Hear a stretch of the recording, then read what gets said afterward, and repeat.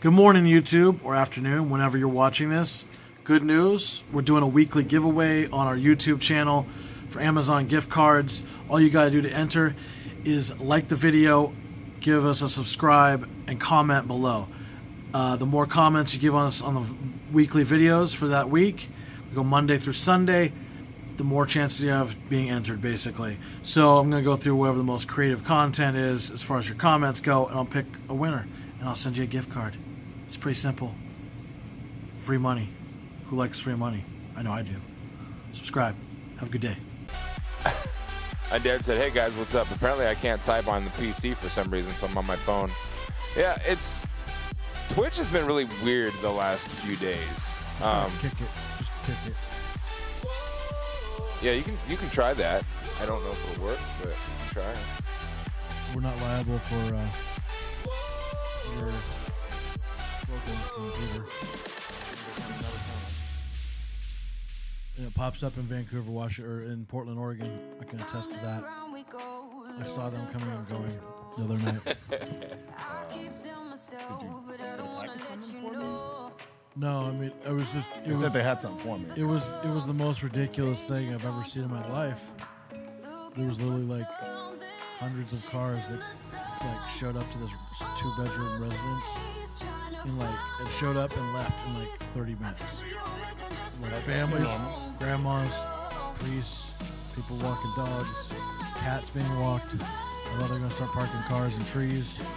How would you move drugs if you had the availability? It was amazing to see that many. All Mexicans. All Mexicans. That's racist, sir. But it's not racist. It's just what was there. Besides using all Mexicans, which is a dead giveaway, that's moving code. What would you actually do? Like, would you use women and children and priests and rabbis and all that good jazz? Or? I heard that is a thing that they do. They fly like drones over and will drop them, or fling them over the wall in different parts, or just fenced areas. Guess not actually wall yet. Someday we're gonna get that big tall wall. wall. That big giant wall that's supposed to change the world. The Chinese wall, Great China Wall. Great Wall of China. Yeah, that one. Can we get a Great Wall of the U.S.? Can it be bigger than the Great Wall of China? Can we take that spot? That would be so dope. Would it really though? I mean, it would, just for the bragging rights. Probably not for the wall itself, but you know America. If we can brag about something, we gonna. That's true. That is true. So, Shawn, what happened last night, bro? What's up with this? So you saw. This is gonna sound racist, no matter how I say it. So I'm just gonna say it. Mexicans seem to Twitch in real life because you saw a raid. People raid on Twitch and everybody just kind of shows up in somebody's chat room. That wasn't John, like, you physically saw a whole bunch of people it wasn't showing last up. Night, it was Sunday night. Oh, okay. So I went to go pick up my daughter from where she works, which is a residence, and off of Powell, down by a certain strip club down there. It's in the neighborhood. Anyway, so you know which neighborhood I'm talking about, I'm sure, now? Yes. So I show up there, I'm waiting for her to get done with whatever, and all of a sudden, like literally hundreds of cars start rolling into the house across the street. And it's a pretty narrow road anyway, so I'm like, so I didn't pull into her driveway because I was waiting for her to pull into the driveway, so I didn't want to block her from getting into her own house. Mm-hmm. So I'm kind of like just sitting like by the front fence in our mailbox or whatever, parked off to the road as much as I can. And all these cars, like big, small, like ugly, tall, everything in between. Just like, and I've never seen so many. I thought like a party was going on, but they were like there for like, no one was there for more than like 15 minutes at a time. And there's like people walking their pit bulls. There's literally a cat on a leash. And they're... Well, thank you for closing it. They were just going in and out, and like kids running around. They'd come back in, and there was in this one house parked like probably like 50 cars at a time. Oh, yeah. You talking about Fransico's house? Like, what the hell is going on? I'm just sitting there buffoon, like befuddled, like, what is going on? Right Say that word again. Befuddled. Thank you. Almost You was gonna say perfumed and shit. yeah, I'm gonna make It's up all another good. word. I was just stunned at the ridiculous amount of vehicle, like, and there was not much room to pull in and out. So it's like, I thought like my car was gonna get hit 25 times because they're like backing out and pull. Oh shit! Well, you didn't answer. I'm glad you got something because I feel like shit. What's up, No, bro? no. Nice to finally meet you. Oh, Seahawks on the ground. My bad. Again? Man. Too close to home side. Man. Damn, too soon? Enough of that shit. Too soon. Enough. Damn. Oh, I am ill prepared this morning again. That's all right, man. You can make up for Always it ill. can be second Monday. Right? It's cool. Monday too. Always Monday too. Yeah, it was just insane. The number of cars, like I've just never seen so many vehicles pull in and out of a place in such a short amount of time with such great efficiency. And why are you all showing up to a 2-bedroom house? Like, it is no bigger than a 2-bedroom house. Tiny ass little place. That's so hilarious. Yeah, I mean, we all know there can only be one answer. And they're like all pulling into like the lawn and like around trees into the backyard. Like I'm like, what is going on? It was the most insane, like, Don't ever stop. Yeah, right. If there's a wall in front of you, go around it. Go under. that's exactly Go what through it. I felt like what was going on, man. It was insane. So how's your morning, Duane? My morning's good, man. I've been up for quite some time actually, and then I took naps like an old man. Damn, see that's what I'm talking about. There we go. Paul's breaking the computer right now. Oh, also, B, I gotta apologize to your mama for yesterday, man. I watched the show yesterday, and you know when we get passionate about stuff, man, we cuss a lot. And I know moms was in the chat room or whatever. So I apologize. I don't think moms. she was watching yesterday, but even if she was, she doesn't. The cursing doesn't bother her. I was That's just hella when- passionate, especially When certain about people are Shawn's talking about dad. like their faux porn industry work I don't know who they're talking and getting about. smutty, that Not even. that kind of gets on her nerves. That bothers her a bit. When the beast, So she doesn't like me, is what you're saying. Oh, it's not you. Oh yeah, it's the beast not is too. released. Yeah. Mr. Lowe got a porn coming out. Oh, does he actually? Can we watch? He gets back today from California. They're making. He's in chat right now. Oh, is he? What up, Yeah. man? He said orgy Chinese fire drill. Orgy Chinese fire drill. No Matt Lowe's in Everybody the get up building. and run around and then get back home to new spots. Well, I guess if there's a bunch of ladies laying around, everyone gets out of those ladies and goes into a different. That's how that works. That's that Beastie Boys thing. We always switch places when they ring the bell. That's it. That's it. It's morbid style. Oh, Jesus. Life is all about rap lyrics. Not really, but we can say it is. So let me ask you this about that house, right? That had all them Hispanics and shit in it. Now, if you was the police and you just happened to be rolling by, would you A, get on that walkie-talkie and be like, yo, something's going down? Or would you B, kind of just go down the block, sit and chill and just kind of observe first? What would you do Right? Yeah. if you was the If it was police? me, I would just sit and chill. Cause You like, would sit and chill. There's nothing there. Like, there's no evidence of anything. Right, right. other Well, you than, know how like, cops are, though. Cops be like, yeah, yo, but if I too was many like a people. normal cop, I'd call in SWAT. Yeah. Whatever Immigration. yeah. And what is a normal cop? Cops that don't take advantage of the system. Okay. Cops that are Cops that do take no. stereotypes. But I do have to say though, out of everybody who's like fuck the police and all that, I'm gonna tell you I've had better experiences with cops. I've had more experiences that were better than experiences that were bad. You feel me? Yeah. So it's not the majority. It's just media. That's all we focus on is that negative shit. You know what I mean? If you took 100 cops, I would say out of those 100, maybe 10 would be crooked. To be honest with you, Yeah. really. At some level. I agree. At some level, yeah. So at some basically, you're level. saying like 10% of cops are not Yeah, trustworthy. yeah. It's not as much as everyone thinks Okay. it is. You know? I mean, it's even smaller. Hey, Gamer Junkie, what up? Really bad. I don't even think about being a cop, bro. I think there should be new training for cops, because if you're not trained to, let's say you walk up on a scene, you see a dead body, you're not mentally trained for that, bro. Yeah. And it screws with your head. Then you're dealing with people, when you pull them over, they give you attitude. And psychologically, if you do this over time, man, you start being like, fuck the world, right? And I just don't think mentally most people can handle people are unstable, bro. Yeah. They're unstable. I don't give a fuck if you wear a badge or not. You're unstable. I don't know if you just might have got in a fight with your wife or something.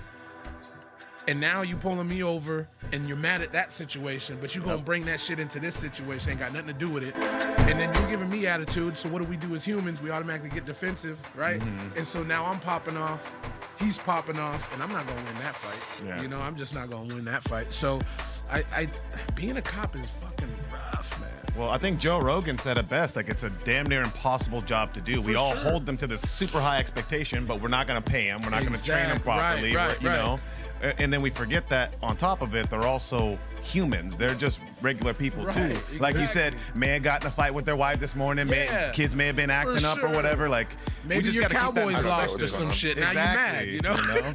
It's just, you got to keep things in perspective and understand that, you know, it's not as cut and dry as this or whatever. I think we were talking about the other day when we were talking about subduing individuals. So somebody made the comment, like, if you can't subdue them, you shouldn't be a cop. And it's like, I don't know if anybody's tried to subdue a pissed off, angry, high on drugs individual. I have. Try to go subdue them by yourself. It ain't as easy It's as not easy. pick them up and put them down. Sure, and I'm for somebody sure. who's wrestled for, you know, the better part of my life. Right. So I know how to subdue people. Yeah. And even I couldn't subdue somebody equal to you or get somebody, size up on that PCP or whatever. I've seen people take the electrode, the shock things or whatever with the guns. They're like, please get out of here with that. And they're just you seen the video of the I've butt-naked seen people dude? that aren't on anything that can do that. Butt-naked dude takes out those tasers and he runs up on the cop car butt naked, just and he starts like, that's a Terminator, bro. Right? Yeah, you know, it's being a police officer, man, is that's not a job for the average person, bro. It just can't be. It just can't be. Yeah. You know, it just can't be. You're just dealing with too much shit, Yet and you're not so many mentally below trained for average every people situation. to do it. What? There's so many below average people to do it. Yeah, I can't argue with that. There's a lot of people doing it that shouldn't be doing it. That's for sure. Well, you guys know that they lowered the standards like 15 years testing ago and or whatever. everything? Yeah, for Well, they lowered the standards for everything. Like, it's a lot easier to graduate high school than it was when we were in high school. Yeah, but there's certain things like that, in my opinion, or That the should military, never- we should never be lowering it. I I think agree. we should No, be I agree. upping the standards. Yeah. People I are don't getting even stronger, think- faster, you know, like... I don't think it should be easier to graduate high school, but we have an entitled Generation Z that has their noses up in the air and everybody wants a trophy. That's true. Everybody wants a diploma. I went to school every day. Give me a diploma.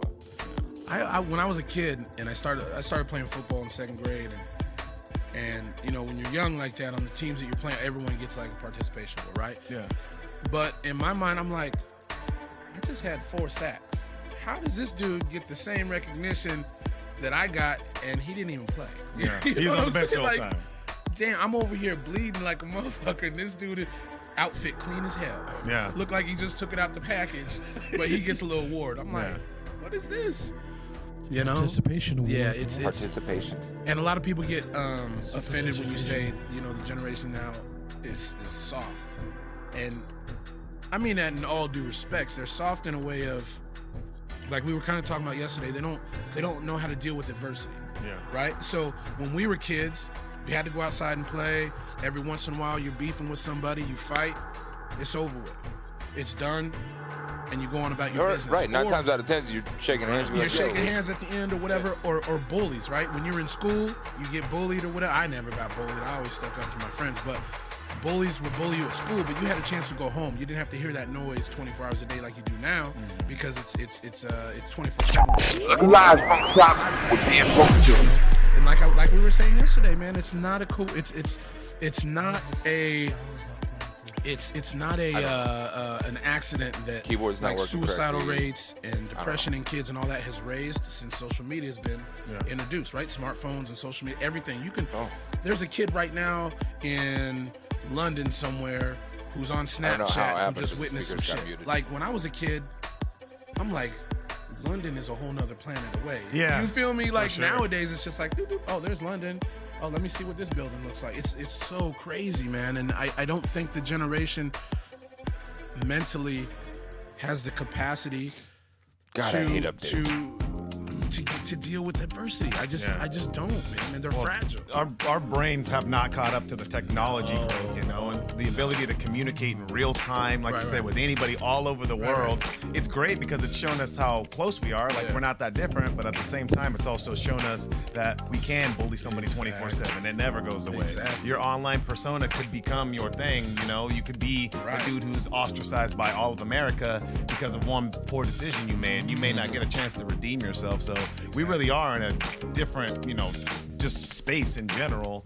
And so I think to move forward, you know, properly, we need to be cognizant of these things and really like implement things that are going to help the kids be successful, or maybe even pull some of that stuff away in the earlier ages and like more diligent training as they get into middle school and high school stuff, because they're going to have access to it. So it just comes down to not just education, but the right type of education. Exactly what it is, man.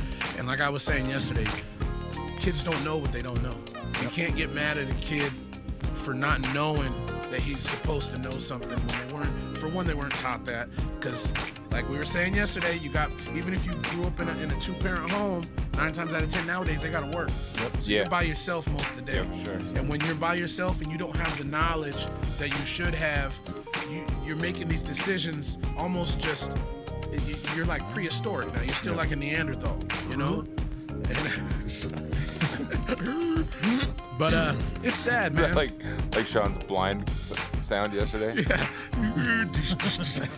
We were talking about yesterday. That reminded me. We were talking about shows and skits that they couldn't do nowadays, like on In Living Color, and they had the skit of Handyman. Yeah. And up and they win, and he just fall out of the window. It's crazy, man. I still can't believe Dave Chappelle can get away with anything. That nigga can still do whiteface in 2018, and ain't nobody say shit to that man. Right. But let one kid in high school go with blackface, and the whole country is in an uproar. It's like, what happened? I'm sorry. Will the owner of a pink Kazoozie please move it? You're parked in the handicap zone. Oh my! I had no idea. Tell me, how can I ever make it up to you? Well, rubbing your breast against me is a good start. Oh. What am I saying? I mean, I'm handyman. I defend and protect the physically challenged. Well, what would you say to a little physical challenge of our own? Wow, I must have left my handy shorts in the dryer too long. Handy, I know we've just met, but I would be so happy if you would wear this little chain for me. You make me hotter than orthopedic shoes on Georgia asphalt. Georgia asphalt? Oh no. What's happening? What's wrong? The medallion. It must be made of kryptonite. The one substance that renders me totally powerless. Well, what's the trouble, sugar? Well, I feel fine when I sit down, but when I stand up, things go round and round. Oh, my.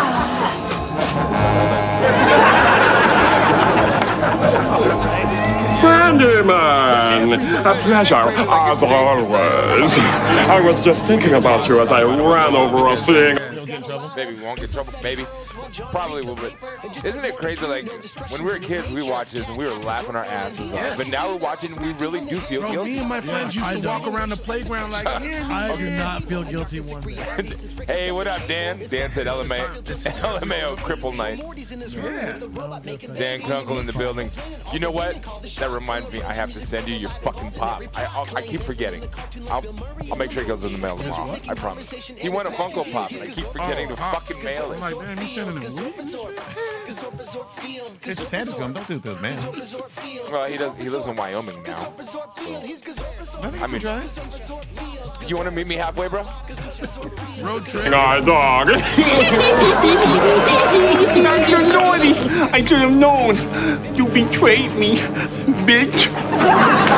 Please, Handy, did you really think a woman as alluring as my Nurse Kaiser could actually be attracted to the likes of you? No, I see she's only attracted to the sexually disabled. Oh, I didn't tell him, I swear. Go ahead, have your little joke, Handyman. Your kind won't be laughing long. Doug, why don't you help that four-legged fellow get his bearings?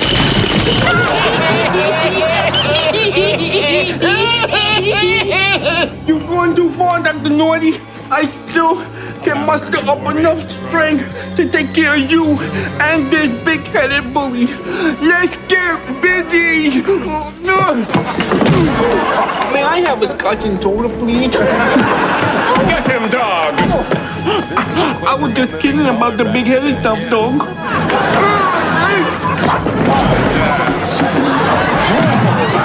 Father hurt.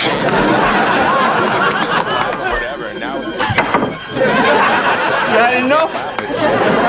Clean up this mess, Handy one.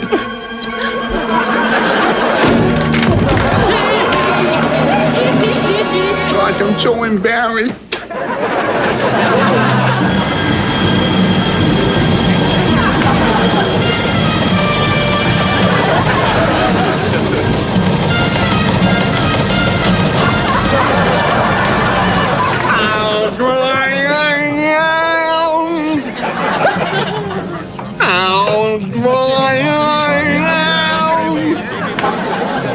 I've been defeated. I'll never be able to hold my head up and look people straight in the eyes again.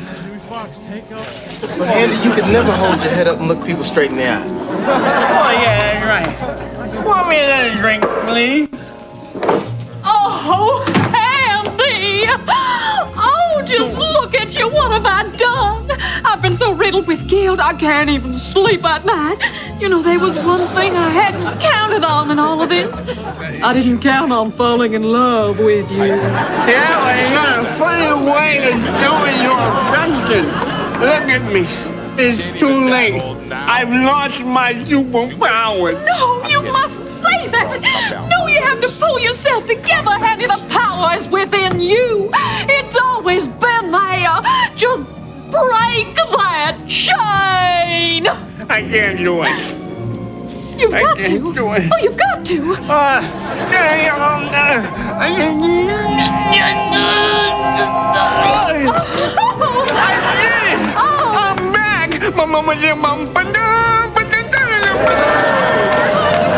Proud of you. I gotta go stop Dr. Naughty. Yes. Please meet me at my place tonight, Sugar. Oh. Sorry.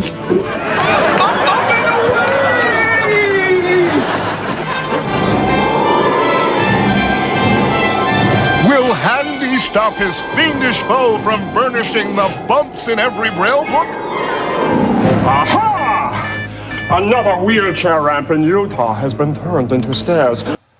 That's insane. I think that's enough. But they could never make that nowadays. Right. I think they sensed should. the lawsuits already. After this. Oh, it's not even the lawsuits, major man. network would put you on first. No, dude. I mean, YouTube. unless they added some stuff that was dogging Trump, Comedy Central might think about it. I don't even think so. Just because of the handicap. But you'd be able to get out 2 episodes white girls before would be able to any be made actor nowadays? would not be able to go out in public because they'd be ostracized. Could you imagine, like, if this came out today, even Jamie Foxx, he's the bartender in it, but if he went out in public, you know how many They would be social mad just justice because, groups you would be there? participated in that? You condone that? Some handicapped people? Yeah, they'd be following him We wouldn't around. have a Jamie Foxx. We wouldn't have a Jim Right, Carrey. We exactly. wouldn't have a. We wouldn't have none of that. Jennifer Lopez wouldn't. Well, she might be around. She's still probably Still Jimmy from the dancing. block. Yeah, she's still Jimmy from the block. I just put in, who was the redheaded nurse on Adventures of Handyman? Tiny Avenger was played by Debbie Lee Carrington. The Tiny Avenger, that's the little person, right? That was in that episode. I have to pull it up on Wikipedia. It's like white chicks, though. Change it to Amy Schumer on Wikipedia. Not only did, what was it? Was it Marlon and Damon? Or was it Damon and, yeah, I think it was Marlon and Damon that played white chicks. Yeah. So, not only did they play a different culture, but they also played a different gender. I honestly think white chicks wouldn't be able to be made today. No, for sure. Well, that piss off either the transgender community or the rostering. People would find some excuse to get mad at something. Everything. Everybody just needs to chill out. Well, at what point can you just take a joke at you in jest? Like, people make black jokes all the time, and I don't use no damn sleeve. They're like, nigga, you want some chicken and watermelon? I'm like, and you know what? Those people that are offended, those got nothing to do with the joke. It has everything to do with them and how they feel. It's like, bro, it's not my fault. You are not. What's the word I'm thinking of? You are not entitled to. Like when something funny comes out that might be offensive to people, they're not entitled to like if you don't like it, don't watch it. Thanks for the cheer. Like Hey, good looking Kong. Thanks for cheering. Comedic angle. It's not like they're actually making fun of handicapped people. It's just a skit. Yeah. You know, and if anything, he's a fucking superhero. Yeah. He's a superhero, a handicapped superhero. Well, these guys specifically are comedians, yes. and the late great Patrice O'Neal said it best. Oh, it's like comedians. Thanks for the cheer. That's what I'm saying. Rest in peace. Like comedians should be left to their own devices. Thanks for cheering. Not that Duce. Anything should be cool to be said, but funny things and things that people perceive as not funny come from the same vein. It comes from the same spot in your gut. We don't know anything's gonna be funny as a comedian until you present it to people.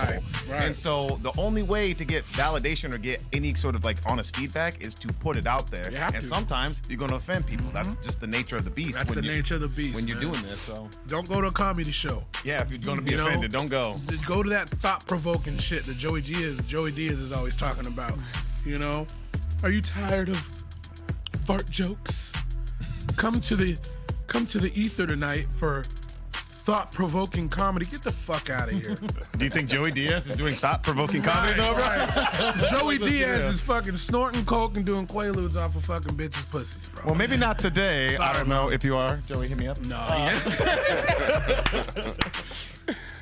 Joey says, I'm an old man. I ain't doing none of that. He is savage. Could you imagine kicking it with him when he was in his 20s, dude? I couldn't because I probably wouldn't be here. Exactly. That nigga put you under. Wouldn't last very long, that's for sure. That dude is crazy. But yeah, these people it's especially yesterday we were talking about thanks for the cheer. Races and stuff like that. And I was raised in a white household, so I see it from both angles. So when I see brothers and sisters getting mad and throwing that race card out way too premature, I'm like, pump your brakes. Right? Because they're going to do it. White people going to be racist. Give them time. They'll dig their own grave, just like Trump. Just give them time. I was streaming Speaking of, by the way, Amy Schumer is 37 years old. Is she 37? Yes. Damn, I think she's almost 40. All right, Amy, I'd still hit though, girl. Yeah, you would. Yeah, you would. Amy Schumer. But then again, you're half, so you hit half of everything. What?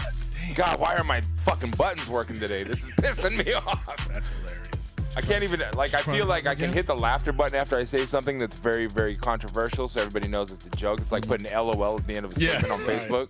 You're like, bitch, you didn't see the LOL, I was kidding. Like, oh, that's what that means? Especially when you do that dead stare into the camera right afterwards, too, with no laugh.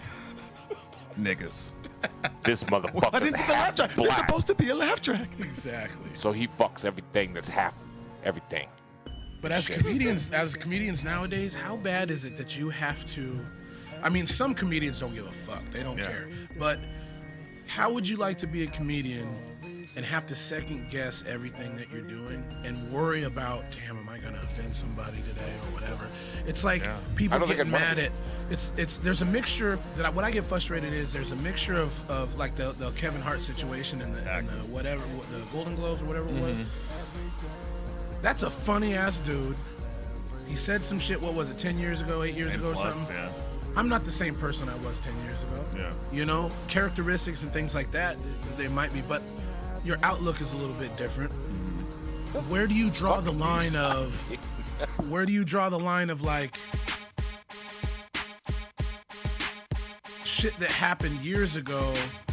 How serious was it? And now you're bringing it up now, and it almost seems like people wait until somebody gets to be a star. They do. They wait till they got and then some they're like, clout. hold up, back in 1987 on the monkey bars, this motherfucker looked up my skirt or some shit. And it's like, look, and I'm not saying there isn't situations where that was some fucked up shit. Yeah. Because in a lot of cases, psychologically, when women get messed with or whatever, it takes them a while because they usually feel like it's their fault.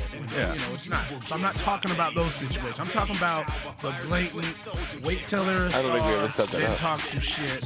And it's like the Brett Kavanaugh situation, or not even like to that extent, because I have my issues with that whole situation. I'm not laughing at you. Shawn and I go back and forth in chat and realizing I never set up your command prompt for your social media shit. So even though you have exclamation point Josh in front of you, we don't have anything that commands to that. We were supposed to do that last week, but we forgot.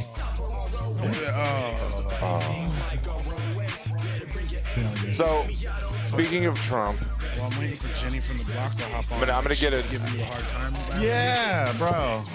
You know what? I was just gonna say that. I'm like, somebody messaged this, bro. Or maybe it's like Shawn's alter ego. He knows who it is or something. Somebody messaged it because they were like trolling hard.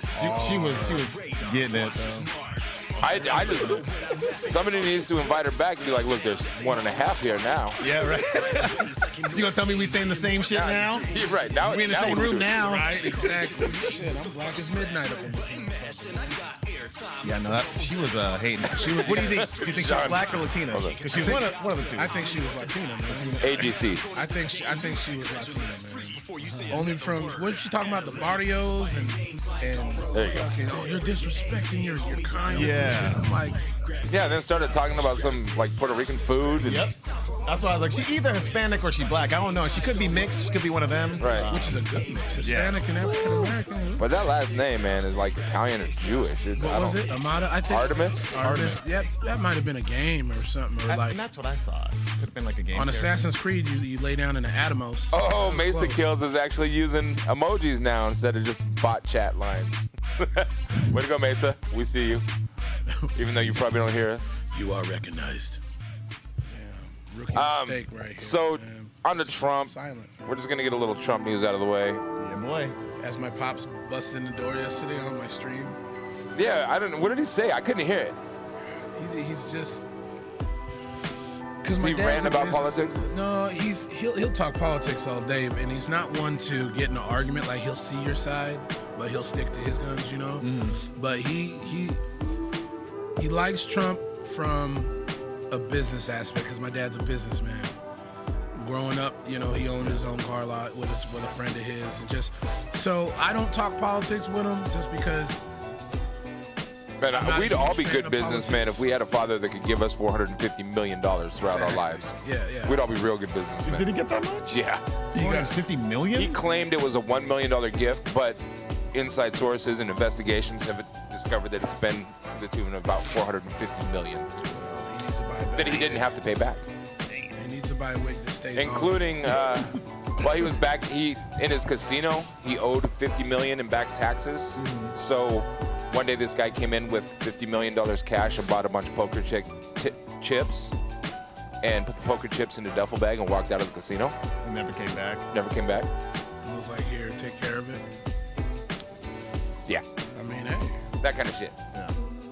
I mean, we know there's corrupt stuff happening at the highest levels. That's not, Right. you know, That's only a not Trump new. thing. That's not new. No, it's not. Absolutely not. I'm just saying, my point is we'd all be good businessmen if we could get $450 million from our pops. Yeah, I agree with that. No doubt about it. I mean, you get a couple million if you have bad investments and you know, shit goes south, you get a couple more million. Eventually you're going to build something that's going to work. Right. Yeah. So let me ask you guys, since we're on the politics subject now. So Trump, we can all pretty much agree, has not been the best thing for America, like these last couple of years. I can't disagree with that. Nobody can Can't disagree with that. Let's say we got Hillary and we went with the status quo and we went with the same old stuff. what do you guys think would have happened then? Do you think that we would still have a discontent country? We would still be so polarized against each other? You know, one thing. A lot more files would have got deleted. Right? Like, I mean, I'm just asking, like, do you guys think this is potentially the lesser of two evils, as shitty as it is? I do not. And personally, I believe it seems to me like Trump has emblazoned and emboldened the racist America to come out. In what way? Well, when you go to his rallies and there's people that are protesting his rallies that happen to be black, and an old West dude, obviously wearing a brush popper shirt and a fucking straw hat, reaches out and punches a dude, doesn't get arrested, and then Trump says, if you get arrested, I'll cover your attorney fees. You know, and then he was talking about it back in my day, they were drug out into the middle of the street and hosed down with fire hoses, they meaning black people that protested at a white event. That's just was he empowering racists. Was he saying that to encourage that, or was he saying it just like explaining something that happened? I believe he was. I mean, he said it over and over again. Right. And he's made it plain and clear that if a white guy beats up a black guy because the black guy didn't like what he was saying at his rally, he would have paid for the attorney fees to bail him out. He made that absolutely clear.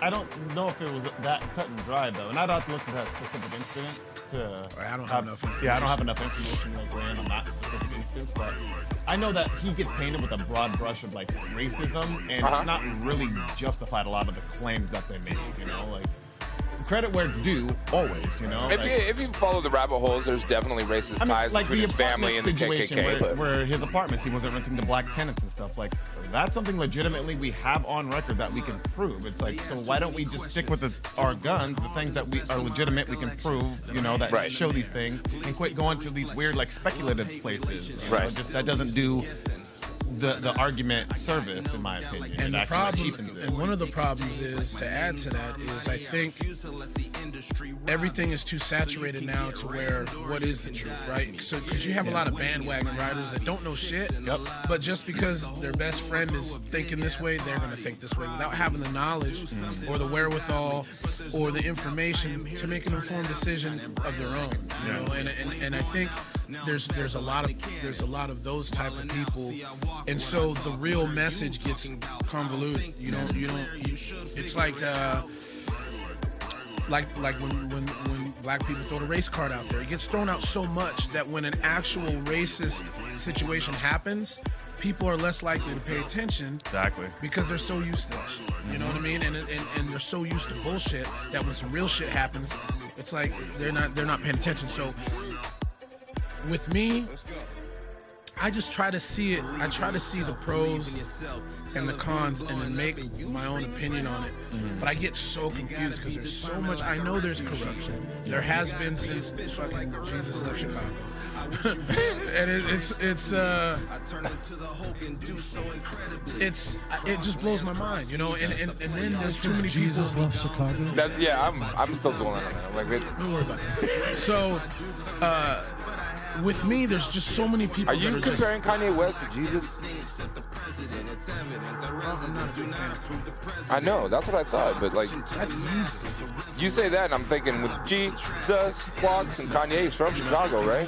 Just like yesterday. So he moved from Chicago. He went from Chicago to New York. Just like yesterday, bro. Just like yesterday. You stretching. I'm just checking. No, but I've never heard that term before. Jesus left Chicago. Is that? I'm just saying, for a long time. It just means a long time. Anyway, I think that I don't understand why people just can't. If both sides have America as their main interest, we want to make Americans and America like even for everybody and all this other stuff. There has to be a common ground. I don't understand why they can't find a common ground. Like, people are like, fuck it. Trump won, shit, 4 years, let's see what happens. And then after 4 years, revote. And then get somebody else in there and see what happens. Nobody's going to be a perfect president, and by far, I'm not saying he's a perfect president. And again, I don't have enough information to make an informed decision either way. What my main concern is, how come people can't sit down like we're doing and be like, look, the common ground is America has to be number one. It's great, yeah. What's great for the American people? If you can find a common ground, why can't people just sit down and be like, okay, I think even if there's a a difference in opinion. Like, I think the country should be ran like this. I think the country should be ran like this. Okay, find a medium then. Because all you're doing is setting examples for Americans to argue with each other. Because shit rolls downhill. It's just what it is, man. Well, we can't find common ground until we can actually have these conversations without the left looking at the right and saying, you're racist. You are xenophobe. You are like me, I don't know exactly where I sit as far as the wall thing. And I've heard good arguments for the wall, and I've heard good arguments against the wall. But the fact of the matter is, you can't then just say, because you think that we should put up the wall, you're racist against Mexicans, you hate people. Like, that automatically makes it so we can't have a conversation. Or anybody that's painted me as something I'm not. And that's the biggest part of the problem. Like, anybody that's against the wall is automatically a criminal. Well, and that's what I'm saying. Like, until we can stop throwing these terms at each other. But it's always the left who starts this game. You don't want the wall? You're a fucking, you're a racist. I think that's a pretty bold statement. I mean, show me an example of when the right... I think it depends on who's... when Obama was president, the right was throwing shit all over the place, constantly, daily. It depends on whoever... I don't understand. Like, shit about what? Birth certificate. Shit. Okay. There supposedly are some things wrong with this birth certificate. I don't know. Supposedly. Yeah, well, supposedly they didn't get stamped. Well, Trump is supposedly a racist, too. Or whatever. Like, well, I'm just saying, like, there are legitimate things. Yet again, credit where it's due. I don't think... you look into it, there was some things wrong with his birth certificate. Not that I think he's not an American citizen. What's wrong with it?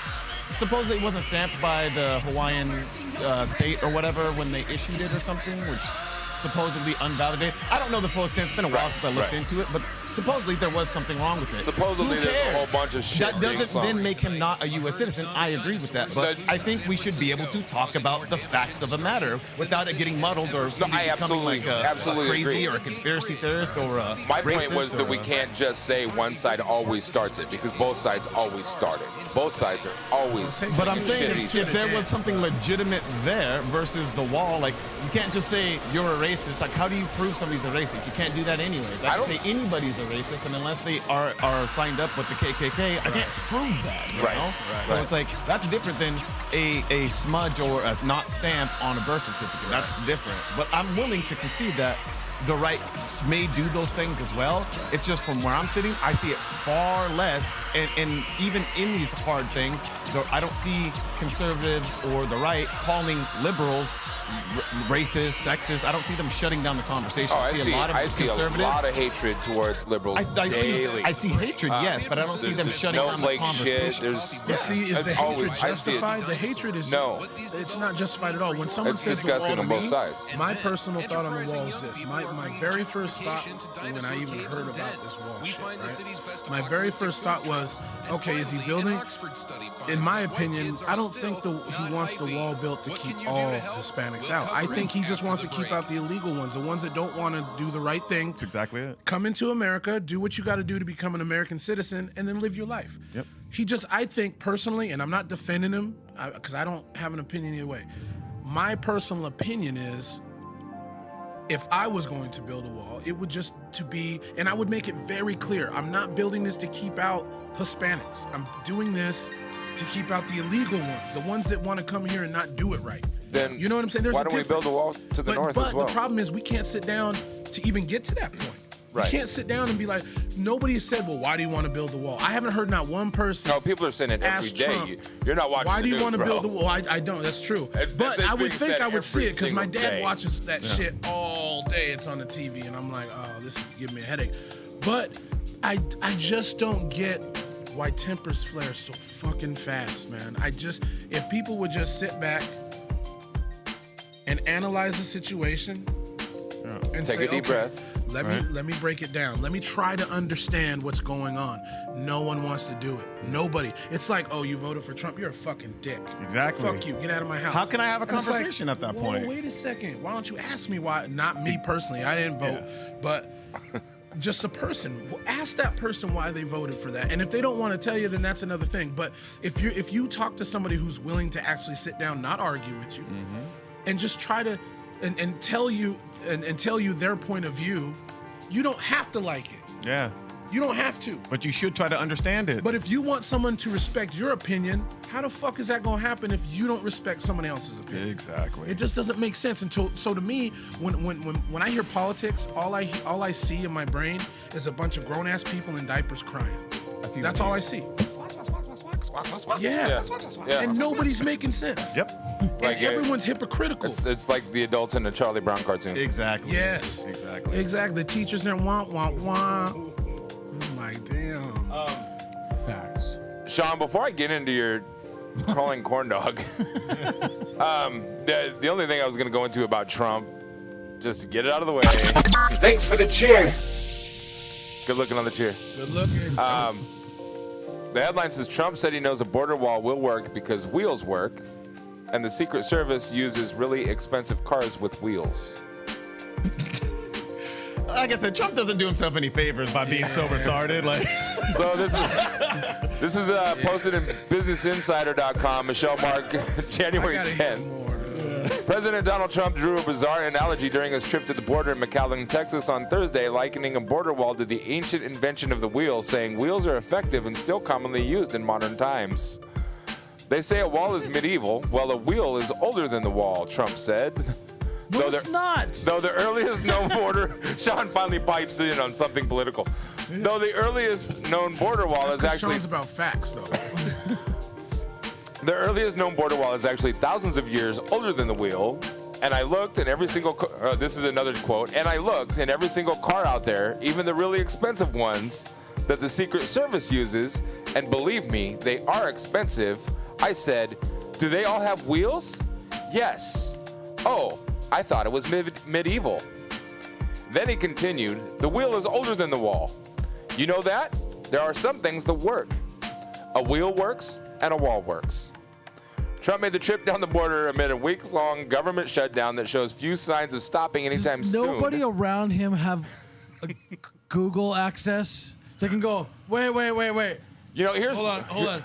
They were building walls Let's look this up, way Trump. back. Okay, well, here's part of the problem. His entire cabinet, they will backpedal his statements for him because they know he's just going to open his mouth and say something completely stupid. because he fired all the ones that actually had backbones. Or they quit. Hey, stop. Or they quit. Yeah. Mattis. I think Mattis was one of the best generals this country's He ever was pretty had. good, yeah. And if somebody like Mattis, who is a patriot among patriots, he was a John McCain to me. Yeah.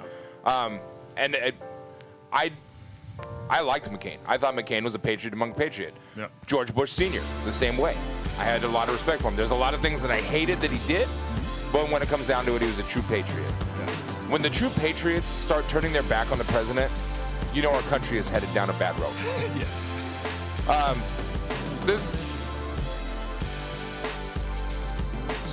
Oh, shit, what is this article continues to say Trump made the trip down the border amid a weeks-long government shutdown that shows few signs of stopping anytime soon. The shutdown was caused by a dispute over $5.7 billion in funding that Trump has demanded to construct more than 200 miles of border wall, while Democrats have refused to approve.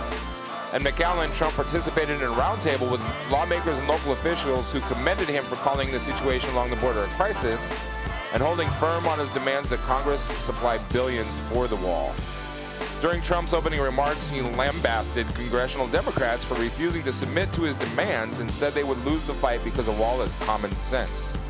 The government is shut down because Democrats will not fund border security, he said. Their open borders agenda threatens all American families, including millions of legal immigrants throughout our nation. Trump has faced criticism in recent weeks for continually calling the state of the border a crisis that threatens the lives of Americans.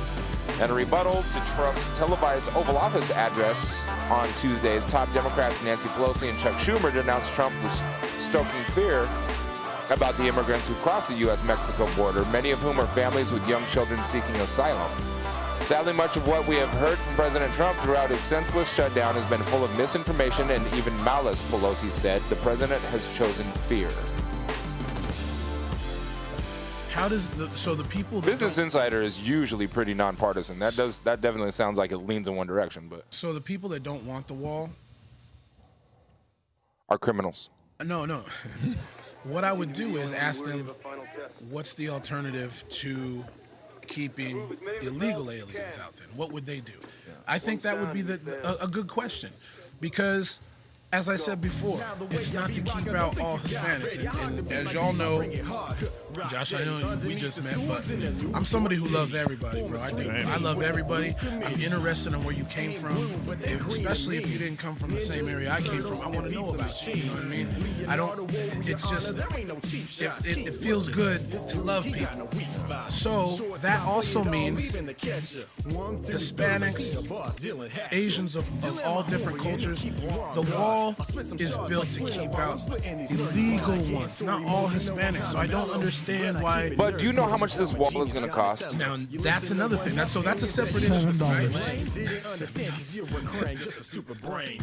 That's a whole separate Trump's issue. trying to say it's like 21 billion, but realistically, my mind shifts. Who pays for it? Right? He wants Mexico to pay for it, right? Mexico's not going to pay for it. Mexico doesn't have $35 billion to pay for it. It's not only that, but even if they did, they wouldn't pay for it. No. I wouldn't pay for it. I wouldn't. But your neighbor wants a fence, they can build the fucking fence. what I don't understand Supposedly, is he's already instituted some things to get them to start paying for it. Well, around the way, like he's trying to put tariffs on Mexican imports that are going to go to it. Mexico's just going to stop fucking importing, or they're going to raise all their prices. That's supply and demand. Raise their prices and don't have one of the biggest buyers, America, like that. They wouldn't do that. Right. They're not going to shoot. That's shooting their own economy. Yeah. I think it's already just a struggling economy. Yeah. They're in the middle of a civil war right now. You know about that, right? So it's like they don't have resources to be withholding. You know, like they need to get as much coming in as they can because they already have the cartels stealing oil and resources from under the government. So they're not in a position, I think, to bargain as far as that is concerned. They know that they're essentially having their people from their countries come up here. The bigger issue for me is not even the illegal Hispanics. Those are just low-skilled, low-wage workers who are taking low-skilled jobs. Like that's not a huge concern for me personally. What really bothers me is if you can go and look right now, there was a border worker who was pretty much saying that there's people from all over the world trying to use this opportunity to come across. They're down there intermingled with this caravan, and they're trying to use this big event as a way to cross into the U.S. And so they've arrested people from, like, I think 30 different countries outside of Mexico, like, you know, Eastern European countries and the Middle East, and South American are not countries? South American, are not, And so, that's the first time I've heard that. That's what I'm saying. The mainstream media won't tell you a lot about this. You got to go and actually do a little bit of research if you want this stuff. And I can send you the video. And a lot of people I don't doubt research. that. I don't doubt that. That's what I'm saying. Most people don't do the research. Even people who I consider well-educated or whatever will only go with the 3 core, you know what I'm saying, things that reaffirm what they want to hear. And it's like, you got to go look at both sources. You got to go look at Fox, and then you got to go look at CNN. You got to cross-check and cross-check. I don't want to hear anything. So I trust Time Magazine. No, not that. I don't want to hear it. Time put out that Shawn's just about facts. Okay. Time put out a fact check article, and claim number 1: illegal immigration causes violent crime. It reads, day after day, precious lives are cut short by those who have violated our borders, Trump said during his address, noting crimes involving immigrants in recent years. He has repeated this particular claim since he first announced his candidacy in 2015. Some Americans have allegedly been assaulted, raped, and murdered by immigrants who are in the country illegally, including 33-year-old police officer killed the day after Christmas, and a 64-year-old Air Force contractor who was bludgeoned to death with a hammer, as highlighted by Trump. However, studies have shown that immigrants commit crimes less frequently than American-born counterparts. According to one published by the Cato Institute in February of 2018, native-born citizens, also they're trying to stay off the radar because they're here illegally and not trying to get shit back. Yeah. Exactly. Sense with this. You don't need to be a genius to figure out that. Native-born citizens are more likely than immigrants, whether here illegally or legally, to be convicted of a crime. For example, Cato examined 785 Texas homicide convictions in 2015. The conviction rate for illegal immigrants was 16% lower than that of native-born citizens. For legal immigrants, the rate of conviction was 67% lower than that of of their native-born counterparts. So percentage-wise, it's just like if we can try to ignore the fact that blacks aren't incarcerated at higher rates than whites, but if you look at the numbers, percentage-wise, there's definitely a lot more, bigger percentage. But yet again, if you say that too, you're also a racist and you're a piece of shit, and like you don't care about black people, and it's like. But the numbers don't lie. 12% of the exactly, the numbers don't lie. 12% of the country is committing 50% of the murders, right. And yet if you say that, you're a racist, you're a piece of shit. Right. It's like. Can we not be adults and have like honest conversations just about raw data? Like this is just data. It's not even like I'm saying anything like in my opinion. It's like this is information. You're a racist. It's all right here. This doesn't make. I'm just reporting. Yeah, this exactly. doesn't make me a racist. I'm telling you, it's in the numbers. Yeah. My question is, how hard would it be for Trump to talk to whoever he has to talk to, right? The president of Mexico or whatever. Why is it that they can't sit down and come to the conclusion and Trump say, listen, I just want to keep out the illegal ones, man. Let's work together. Exactly. Okay. I mean, is that wrong? I mean, people that don't even like Trump, I think they would. What do you consider the illegal ones? The ones who came here illegally. Illegally, yeah. Okay. But at the same token, anybody that's seeking asylum, that's running, you're trying to... There's paperwork to go through. Not that there's a process, you're right. I think that anybody who claims asylum should be let in. I don't think that at all. Right. But there is a legal way to go through it. I don't disagree. And even with the caravan right now, they'll ask the border workers, or you can like see them talking about it. Most of these people aren't trying to seek asylum. I've watched a lot of documentaries with border workers. I'm talking about right now. Right. There's border workers talking about it right now, like as of days ago, a week ago, or whatever. Yeah, these people are like the people who are seeking asylum are being processed at a rapid rate because they have additional workers down there. They have military base down there. They have all sorts of different things in order to speed up this process. But even still, most of them aren't seeking asylum. It's something like 85% of them aren't seeking asylum. We'll have to check that number. I mean, like I said, I could be slightly off as far as that specific number goes, so don't quote me on it. But it's in that area. It's in that like realm. Yeah, it's a significant percentage of them aren't trying to seek asylum. And I'm all for, like I said, anybody, whether it be Mexico or Canadians or wherever you want to come from. I mean, can we start talking about getting people over here and saving them from the Arab world, where women are actually subjugated and treated like dirt? Like, I would like to save some of them personally. I would like to actually feel like I'm helping. Well, you know why we're not? Because our administration... We're wasting too many resources down the fucking border. Our administration is completely against bringing in anybody that might be a Muslim. Absolutely not. Oh, bro. We're bringing in over 1 million people from the Middle East like every year. You know how many times Trump has specifically said no Muslims? He's put ban on Muslim coming into this country. And this is what I'm talking about. Like, this is why we can't have honest conversations about this stuff. That's not what he said. This wasn't an honest conversation. No, it's not. He said he didn't want people to come over here who were involved with terrorist activities. And so he put a 30-day or a 90-day ban on them till he could like do vetting processes. He never stopped. Yeah, he never stopped the process or the influx of people coming from anywhere. That's a fact. Anybody can look that up. All he said was, I would like to do proper vetting so we don't have terrorists coming over here and we don't get another 9/11. I personally, since I live here, don't want to see another 9/11. I'm okay with that. I think that's okay. Donald J. Trump. I think that we 9/11 was an inside job. Complete shutdown. I mean, it might be. Lit again. That's another. I have my issues with 9/11. Entering the United States. But my until our country's representatives can figure out what the hell is going on. I just don't understand how he could be racist and his wife ain't. You have no choice. You know, that to me, we have no choice. But then Mr. Trump stated, without looking at the various polling data, it's obvious to anybody the hatred is beyond comprehension of such a big portion. Where the hatred comes from and why we will have to determine. We're going to have to figure it out. We have to figure it out. We can't live like this. It's going to get worse and worse. You're going to have more World Trade Centers. It's going to get worse and worse, folks. We can be politically correct and we can be stupid, but it's going to get worse and worse. Folks, those days are over. Those days are over. We have to be tough. We have to be smart. We have to be vigilant.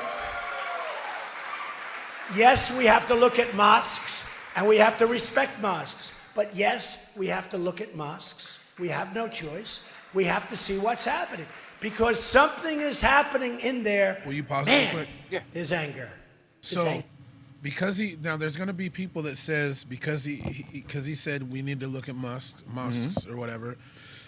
There's going to be people like, oh, that's racist. Why do you have to look at that? We have to know about it. We can't. He's saying that we can respect him. We just want to check you out real quick to make sure there's no fucking crookedness going on. Yeah. It's like someone coming in your house, inspecting for rats. Okay, no rats here. Go on about your business and then leaving. I don't see a problem with that. Yeah. And I honestly don't think he doesn't like Muslims.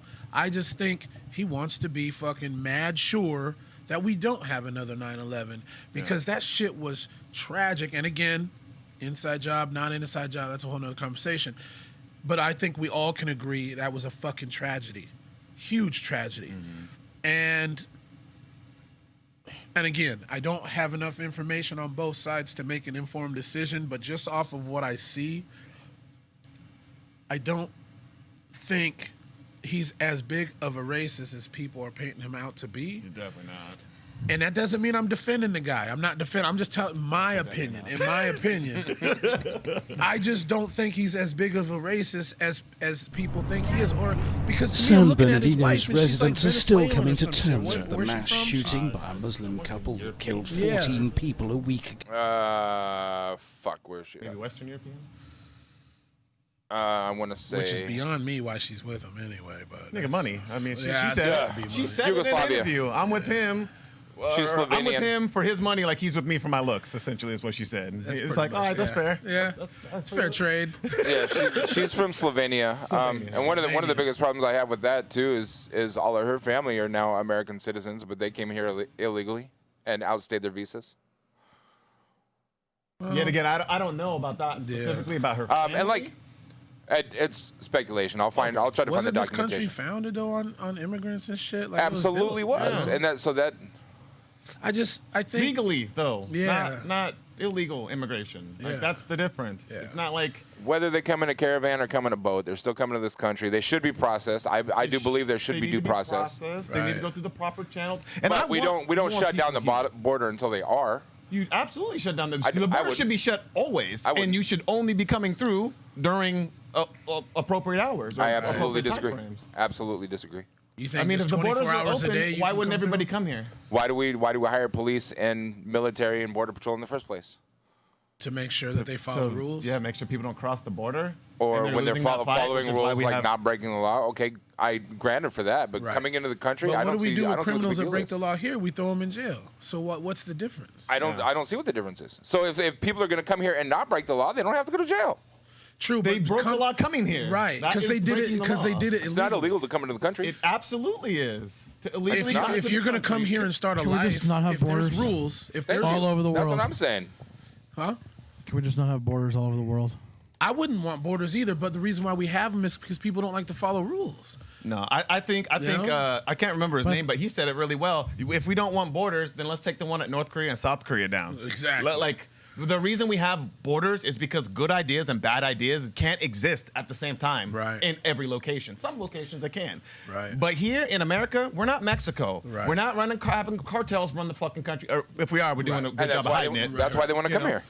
We're not beheading people in the fucking street. I know that's why you want to come here. So if you're gonna come here and you're gonna live the good life and get all the nice amenities and things that come with that, you need to go through the proper channels. Do it the right You need way. to do it the right way. And the people who do it the right way get to come here. Right. Sometimes it takes a little bit of time or what, like, you know, that, and I think we could streamline that process if we could have. Seeking asylum at the border is not illegal, but turning asylum seekers away is illegal.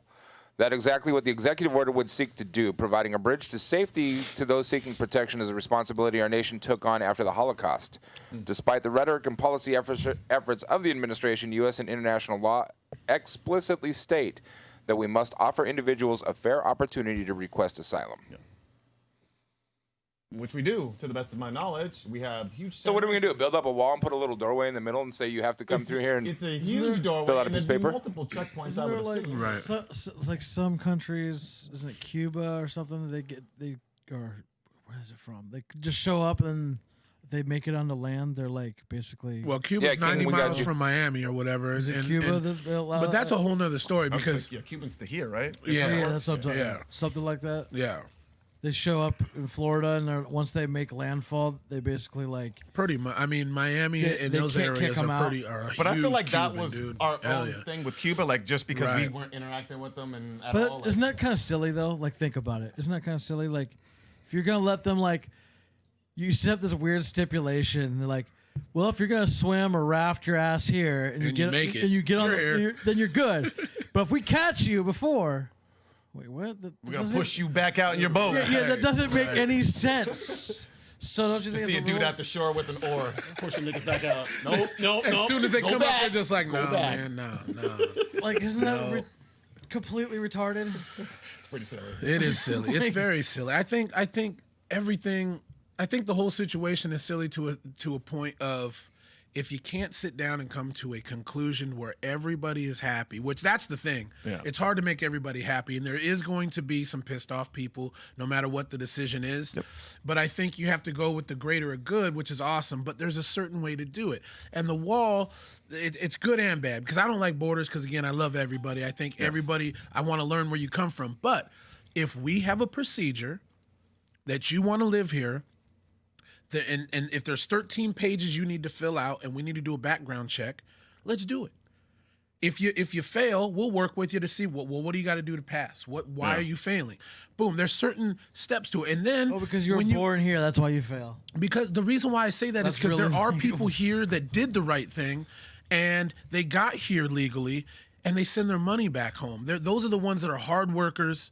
They send their money back home to support their family. They leave their families to come here to start a life, send their money back home.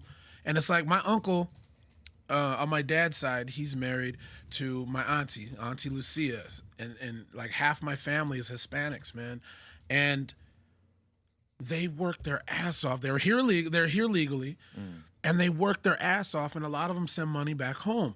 And the thing is, they understand. They get it. They get it. To the tens of thousands, well, hundreds of thousands of dollars every month. Yet again, another issue all in itself. Yeah, that's sending money thing. out of the country. That could build the border wall in probably 6 months. My thing is if you break into, where's that money go? Like, part of me thinks of as far as sending money, like back to Mexico. Yeah, but like most of it's European so countries. It goes, so it goes there, then it's spent on whatever. But there has to be money being sent this direction too. Like, it doesn't one direction only. No, it goes back and forth. So it has to. It has to. It's just mostly going one direction. The whole it's like an 80-20 But I see split. both sides of the story. Well, if it's someone not breaks pretty. in my maybe house directly, as far as I'm like, doing what I got to do directly to back. protect my house. Exactly. But if you knock on my door, global circulation. we talk. I found out you're a good person. Cool, come on in. Yeah. You know, especially if you have something to contribute to the country. Don't just come here and chill and take up space, because now you're fucking with everybody, because we have to pay for you to be So if you here. come here and That's donate different. $100, we'll vouch for you. Well, and like I said, I don't even mind that. People who are like the low skilled, whatever. Right. Don't At like, least they're working. Well, You know? you could potentially be trainable. Yeah, I gotta pay And that bill If you this come week. from an impoverished country, or you are finally given an opportunity, you probably going to work harder than somebody who didn't have those things. Exactly. And so, like, my experience is most of the Hispanics I see who come here, even illegally, they're hard workers. They're busting their asses doing whatever they're doing. Man. And so I think if we gave them more opportunities to do it the right way, to come through a legal avenue, we could even potentially have a thing where people can come in and work in the country and then go back to Mexico at night or whatever. Like, I just think that... Isn't that called a visa? But it's not quite as easy, because there are it's a people long that live process. in Mexico both, and work. Yeah, in, it's very hard to get it. Whereas it was very commonplace before, and people would literally work in America and then go and work in America and then go live back in home in Mexico. And so I like that availability. I wish the border could be so open, people could just cross willy-nilly like that. But we just don't have that system in place yet, you know? Right. It's a sad situation all the way around, man, because I think the closer we get to a solution, the further we actually get away from a solution. Yeah. And it's a fucked We're not up going to get to a situation. solution if everybody keeps arguing over what the problems are without That's because we and have to ignoring find the common facts. ground first. I don't think we'll ever get to a solution. There isn't any common ground, though. I mean, anything. like you said, you made a comment about how can somebody date somebody of a different race? How can you call them racist? Something to those lines a few minutes his ago. Because his wife is whatever. Yeah. Now you can't tell me that you don't know a white guy that might be married to a Hispanic woman that would call you the N-word. Yeah. Yeah, of course. But I don't think they'd truly be a racist. I think they would just say that to hurt somebody, though. Like I said on my listen. Then what are they? I was on my stream last night to a different race. On my stream last night, I said in my opinion, there's a real racist is someone that. Well, this would be it then. Someone who would be racist to your face, and then you have the keyboard warriors, the ones that talk shit, but in real life they wouldn't say shit to you like that because they get knocked out. Yeah. So if I would laugh at somebody that was racist towards me but had a different ethnicity as a significant other. I would laugh because I'm like, that's a little hypocritical right there. Like, So in order to be a racist, you have to hate everybody that's not your own race? No, because there's racists against other cultures too. There's there's a lot of black people say black people can't be racist. Yeah, black they can only be prejudiced, not racist. Yeah, no. Black people can't. We don't have power to hold over people, so we can't be racist. We can only be. No, prejudiced. I hear that all the time. Yeah. And the thing is that's a dumb statement because everybody can be racist at some point, and there's racist black people. There's definitely racist black people. What's really funny I don't know why I always go to comedy just because, but Dave Chappelle when he played the racist blind dude. Yes. And he was part of the KKK or whatever because he was blind and he didn't know. And then he later found out that he divorced his wife because he found out she was a nigga lover. She was a nigga lover. That was the greatest thing. That's hilarious. To me, see, that shit is funny. But racism in general, I think, comes down to fear. Because as human beings, you fear what you don't understand. Yeah. And if you don't understand, how come you can't sit down and be like, let me understand you? How do you understand a big nigga dick as a small white man? How do you understand that? And why is that such? Why are some like all Asians are good at math? Why is that a bad thing? Why is that a bad thing to say? Even though not all Asians are good at math. No, but the stereotype is all Asians. That's kind of. Have you met an Asian who's not good at math? Right, I haven't. Maybe not. And if you walk into a school, into a math I am class, part Japanese, and I can only count to 4 over and over and over that's again. Your white side. Okay. But I was gonna say that's your Japanese part counting, though. 1, 2, 3, 4. 1, 2, 3, 4. 1, 2. But my point being is that's it. I count tempo.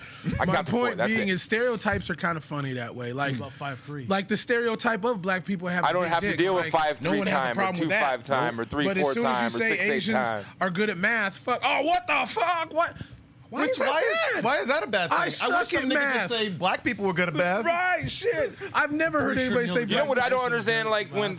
Okay, America for a long time has used the chicken and watermelon and grape drink as a black thing. Yeah. I know more white people that love fried chicken but listen, than black people. Why is that such a bad fucking thing? Exactly. Like we're gonna say rice and noodles is an Asian thing. Right. I like those. Is anybody gonna get offended? I love it. People will get offended. Asians. I don't understand it. Asians but they're pretty Asians liberal, don't get so they- offended. They're gonna say, "Got rice, bitch? Got rice?" You remember that song? They're gonna serve me my noodles. I've never heard an Asian get offended over the fact that somebody says that they stereotypically eat rice and noodles. You know about the Yakuza, right? They get angry. I am part Japanese, bro. They're not gonna give a fuck if you say you're Asian, so you eat teriyaki. Nah. Nobody's gonna give a fuck. No, Asians are running the world. White people just don't know it yet. So why is it such a racist comment when somebody says that black people eat watermelon and are fried funny chicken? To me, man. And the thing is stereotypes crack me up. People take things way too fucking serious, and like it blows me away. It's not a bad stereotype for an Asian to know math. It's not. No, it's not. And I don't understand what Now, if you're saying all Asians are bad drivers. That's a. I mean, I'm not gonna say it. Well, I'll raise my hand in the background. Right. Now that's a little bit different. But if it's something, and it all depends on the contents of which you say it as well, right? If you're just joking around, and intention matters. My homeboy, Chin Chin comes in and fucking. What the fuck's he gotta be Chin Chin for? Boom. I love Chin Chin. He's my favorite Asian. You're gonna go to China and you're gonna run it. The first person you're gonna run into, his name's gonna be Steve. No, you're more than likely gonna run into a Chin than a Steve. Maybe a Chin or a Chin Nen, but not Chin Chin. Why not Chin Chin? What the fuck? Have you ever known anybody named Chin Chin? I know a Chin, not personally. Exactly my point. Well, whatever. I'm just saying. Whatever, Muhammad.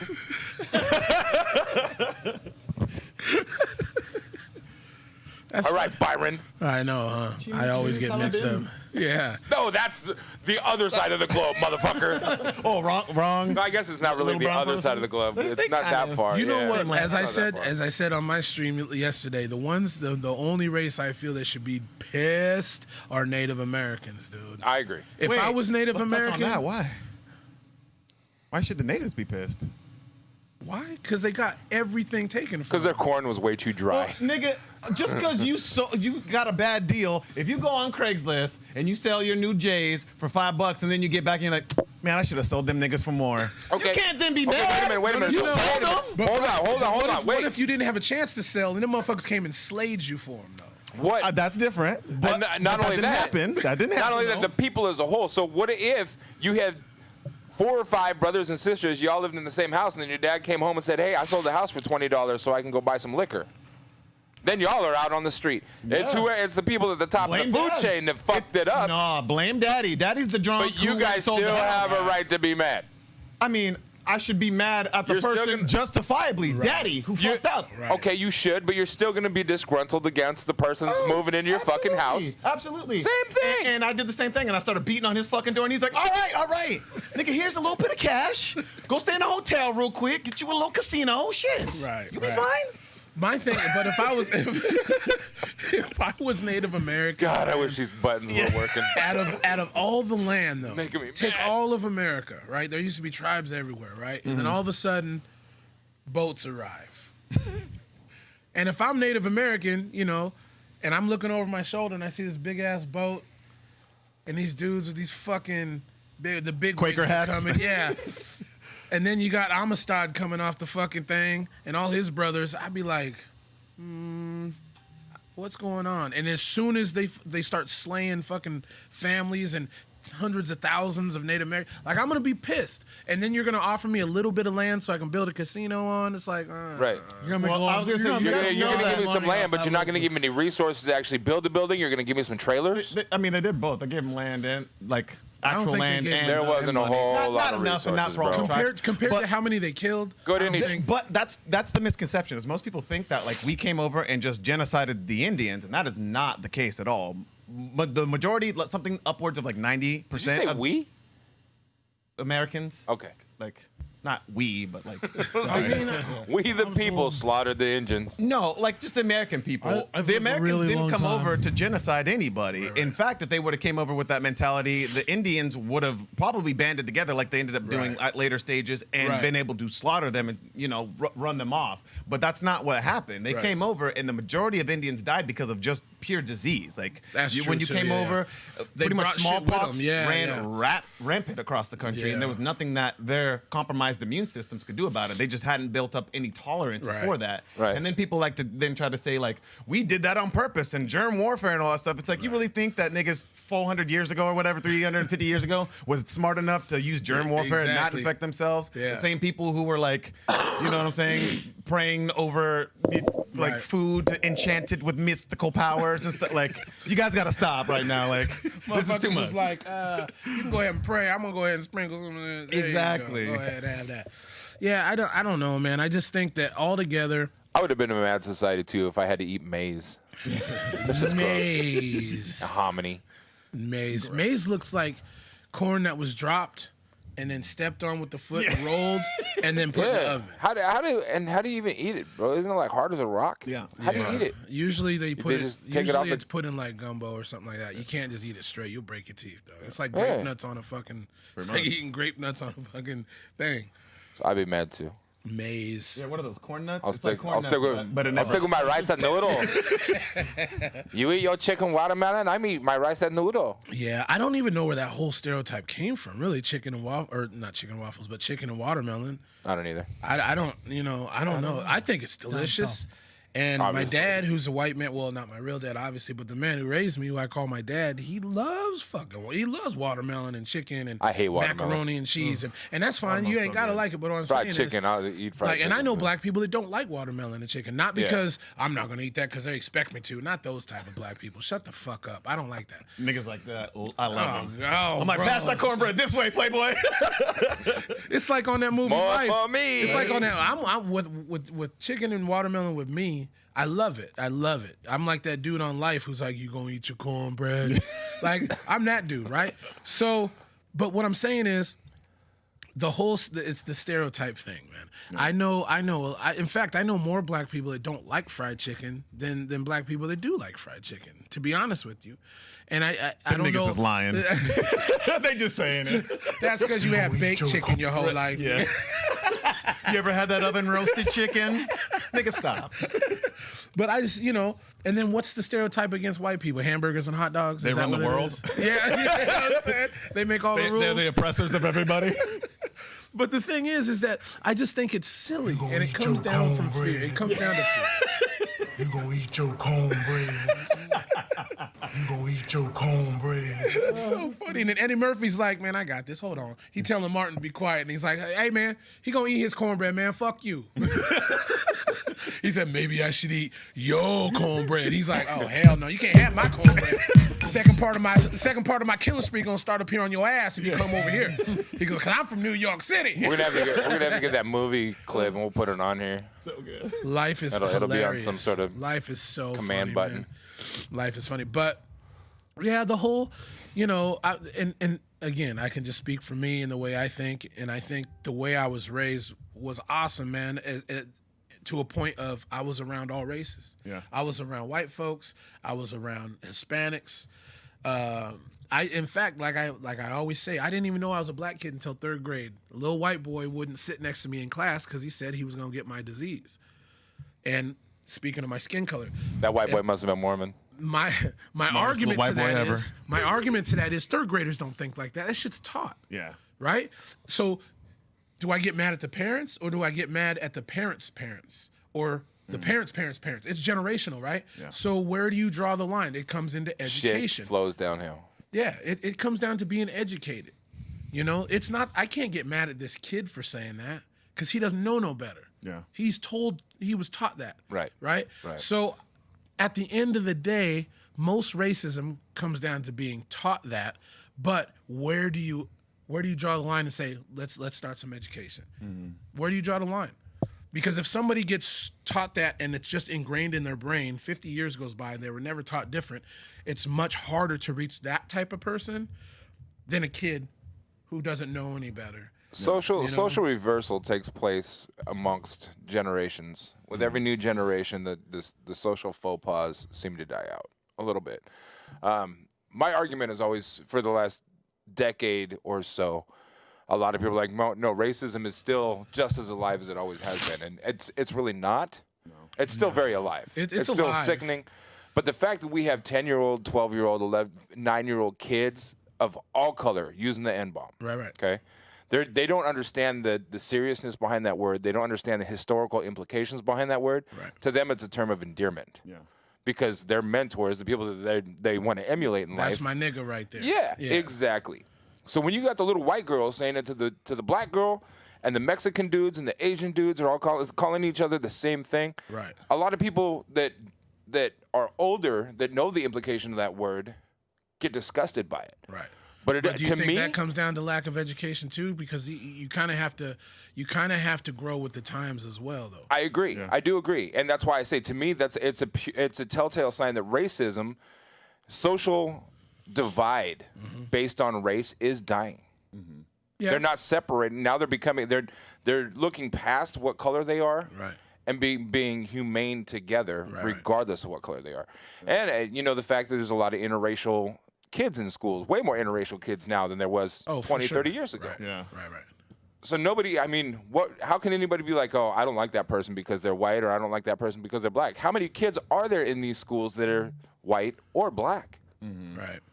Well, most of them are wising up. Yeah. I think pretty much they're rejecting like the the lessons of like gone past, like religion and racism and not that I don't think that we should keep some of at least the core values of things like religion. There's some good with these things, and even like I'm not gonna say like being racist is good, but there are some lessons you can learn from different cultures, and so being able to identify those things and be okay with them and then embrace them, I think is part of the journey. And so like that the beginning is being able to then just openly and honestly saying we're different, we're not the same. Right. And so cool, now that we are accepting of that, how do we then go about, navigating this treacherous water together in a way that can be peaceful? And that's another point is when I was a kid, we had a racist kid in school. Everybody kind of tried to stay away from him unless you agreed with him. Now, if there's a racist kid in school, the whole school's going to be like, you're fucking dumb. Right. Yeah. But Check still, yourself. which I don't think that's right either. I mean, it's cool to check somebody, but then educate them. Yeah. Don't just call them an asshole and then walk away. No, we're becoming a society that is so quick to ostracize one another, and that goes back to what you were saying about the Republicans and the Democrats. They flinging shit, ostracizing, creating an enemy before they even realize what they disagree or agree on. Right. Yeah. It's a sad thing. But I keep talking about the liberal side of this because I feel like perpetually they prove to almost, and it's just more of like the new age liberals, because just a decade ago I would have considered myself like a vehement liberal, and I think I'm in the like liberal camp from a decade ago, You're 2 decades centrist. ago. I'm more of a centrist now just because of where it came from. I mean, if you remember the Obama presidency and stuff, like the liberal movement was part of what got him there. It was also the black community and stuff, but we were about accepting everybody. That's how we got, legalized gay marriage and things like that. Like the liberal community is really where a lot of people found themselves. And I think still most of us find ourselves socially liberal, but like fiscally conservative is like sane. And then do you think there's people in the world that I'm really a wanna be democratic liberal, socialist, but they don't, and they won't say it because they're surrounded and they're expected to be a certain way? Absolutely. Yeah, people are scared to be no doubt called about that. the orange man, like a Trump supporter. Like that literally is a pejorative now. So Right. I don't know how you combat that. Like if you're in a family, let's say you're in a family of people that believe a certain way, but then here you are growing up and you're like, man, this black kid is not a bad person like what I'm hearing from my family. This Asian person's not a bad person. This Native American is awesome. And then they start getting confused and they're like, well, I love everybody, but they're pressured to think a certain way because they don't want to ruffle feathers with their family. Well, it's because they have to take their shoes off when they walk in the house. Well, Sit down on the floor when they eat dinner. I'd be mad too. I just don't understand where we you live in start. such a progressive society. World technology has brought us like so far from where we were just 30 years ago. Yeah. Why the fuck do I still have to eat my noodles with a pair of sticks? why don't they got air conditioning and central air in their houses? Like, why you gotta be cold? Well, and straws were such a great invention, but now they're all being taken away from us. Yeah, that's true. I mean, straws. That's a different thing. Like, I'd be okay if they like phase out most plastics just because of the damage that they do to animals and stuff. Yeah, right? that's true. You know. But can we make straws though? Because have you ever had a paper straw? I haven't. Or a metal straw. Can we go to liquor straws? You guys remember that as kids? That would be dope, dude. Yeah. I'd be okay with Every that. straw, liquor. Edible straw. Edible straws. Yeah, liquor straws is cool, but no, the paper straws. Okay, so at this place called the Hub, I think it's called the Hub. Yes, it's called the Hub. They have paper straws. Mm-hmm. Paper straws. They're the weirdest fucking thing ever. It's like cardboard rolled really tight, and when you put your mouth, it feels like you're sucking on paper, and if it's in your drink too long, it's a wrap. Now you have That's what I cardboard thought. water or Yeah, whatever doesn't- you're drinking. Yeah. Because the inside of the straw is coated with something to try to hold it together. But if it's sitting too long, it's just weird, bro. It doesn't feel right. Yeah. So can we please just keep straws and get rid of everything else? But straws, like they have straws that are made of what are they, vegetable straws or some shit? Ivory straws. Or you can just get on fucking Amazon. How the those fuck metal you gonna straws, carve an 'cause they ivory keep metal straw? straws in the whip. Cut off some elephant tusks and. Because if I go to another place and they give me a paper straw, I'm walking out. You don't snap? Yeah, I'd be like, oh, could I have a plain iced tea with lime, please? And if they bring it with a paper straw, I just pay it and get up. You know, here's an idea. Why don't we start? I can't do business with you. See how that jacket's got extra zippers on it? Why don't we start developing jackets and clothing that have straw pockets in them, and we start selling metal straws so people just take their own straw with them? They tried that with pocket protectors and calculators and shit. You know that shit faded out real quick. People carry pens in their pocket. Why can't you carry a straw? Sticky? from like. I don't even want a straw. I hate straws. Rinse it and dry it off. Wouldn't you rather have something that you have to rinse and dry off than a mountain of straws going into the ocean? Metal straw. I have want a metal mountain of straws. No, straw. no. Remember when mountain of straws in the 7-Eleven ocean, sold man? those like turbo Coke straws? Like they were like this big around metal. They're like this long. Yeah. Like damn, Coke fiends would love this right Yeah, here. that's what I'm talking about. I like the one that like wide, so I hit both nostrils at the same time. Them niggas. What, turbocharged straw? With like a turbine in it? The straw and the hand crank. Why don't they serve plug the like straw, straws in the cups, like at the bottom of the cup or something, and then maybe angle it so it like that would all make feeds sense, into yeah. the straw? Because I remember I had a cup that had like a little. Have the bottom of the bottom of it like if this is a cup, have like this much on the inside at a Now slant. it's- That exactly. Bobby We go Brown from thing. talking about Trump and racist issues straw. to engineering a bottle. We're gonna save the world one straw at a time, Or goddammit. just don't use straws. No, man. I can't do that. I don't like going to a restaurant and then setting the cup down, especially if they set the cup down like this. Their hand over the top. My mouth now has to go on that. And I don't know how well you wash this shit. Because I've had enough glasses come to my table where I'm like this, and there's lipstick, or there's fucking, I get fingerprints. What's the difference between that and the plate? Not only that, what's the difference between that and the liquid that you're drinking out of it? I mean, Also, when I sip, the teeth or my teeth are sensitive, so like the ice will touch my teeth or like the coldness. So you can literally bypass the teeth by a straw going past. So that's the majority. That's true. I like my drinks cold, but I don't like my teeth. straws are definitely a convenience, but they're a big inconvenience. They're definitely. I think we should do something because you guys heard of that. You guys seen that? Just get a hose. I mean, crazy dudes are grabbing women over the counter at McDonald's over straws. Yeah, that was fucking crazy. Yeah, it's because he gave her a paper straw. Bet you that nigga won't do it again. Exactly. But No, do you it's see because the she big, refused to did you give see him a the straw. big old plastic island that's out in the middle of the ocean, like it's fucking miles long or whatever.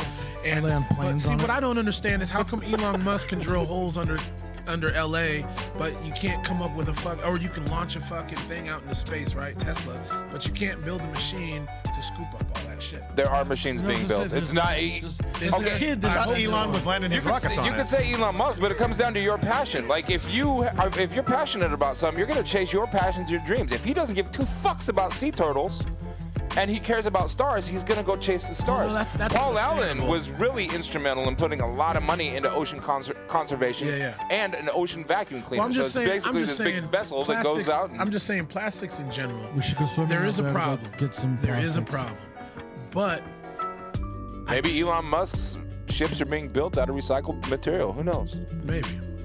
I would just. You should build a spaceship out of those plastics that are in the ocean. That's crazy, dog. Oh, you know what they're doing in Oregon? Or I don't know if it's Oregon or not. I was watching YouTube the other day, and you know how they have those YouTube commercials if you don't pay for YouTube. Yep. They're now recycling. They're now giving like 5 cents, like when you recycle cans. They're doing it with plastic bottles now. They're taking. I didn't know that. And they're taking those plastic bottles and changing them into shit. And they're what, 10 cents now? Yeah, they're 10 cents now. Really, I didn't know they were doing that. That should say OR 10 cents or OR 10.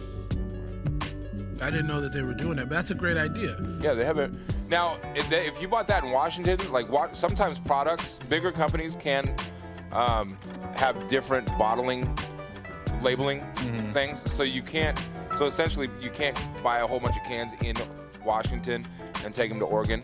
So there are some labeling restrictions that keep people from doing that. Like if you buy a 12-pack of a certain kind of soda in Oregon, it may not have the same label or the same barcode as the same thing in Washington, so you can't take it and feed it in. I was gonna say, how would they do that if it's like barcode? Yeah, the barcode. So if the barcode's removed, they just won't even accept the bottle then? Or the barcode is probably different. Yeah. If you feed it into the machine, it just spits it back out. Interesting. Okay. I agree something needs to happen, but man, can we do, no more paper straws. Hashtag no more paper straws. Yeah, this one still says OR 5 cents, but... Because I'm walking out, man. I'm not doing business with you if you got paper straws. I can't. So, away from politics and away from racism. And away from straws. And straws. Did you know that the government's shut down? With the government shut down, a lot of people aren't getting paid to the tune of 840,000 people last week didn't get a paycheck. Governmental workers? Yeah, including TSA agents.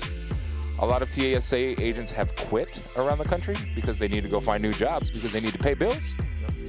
Some are working for free, A lot of like TSA agents and while they're working, is there time getting recorded so when yes. they get back? Supposedly, I heard just yesterday or the day before that it's unsure whether that's.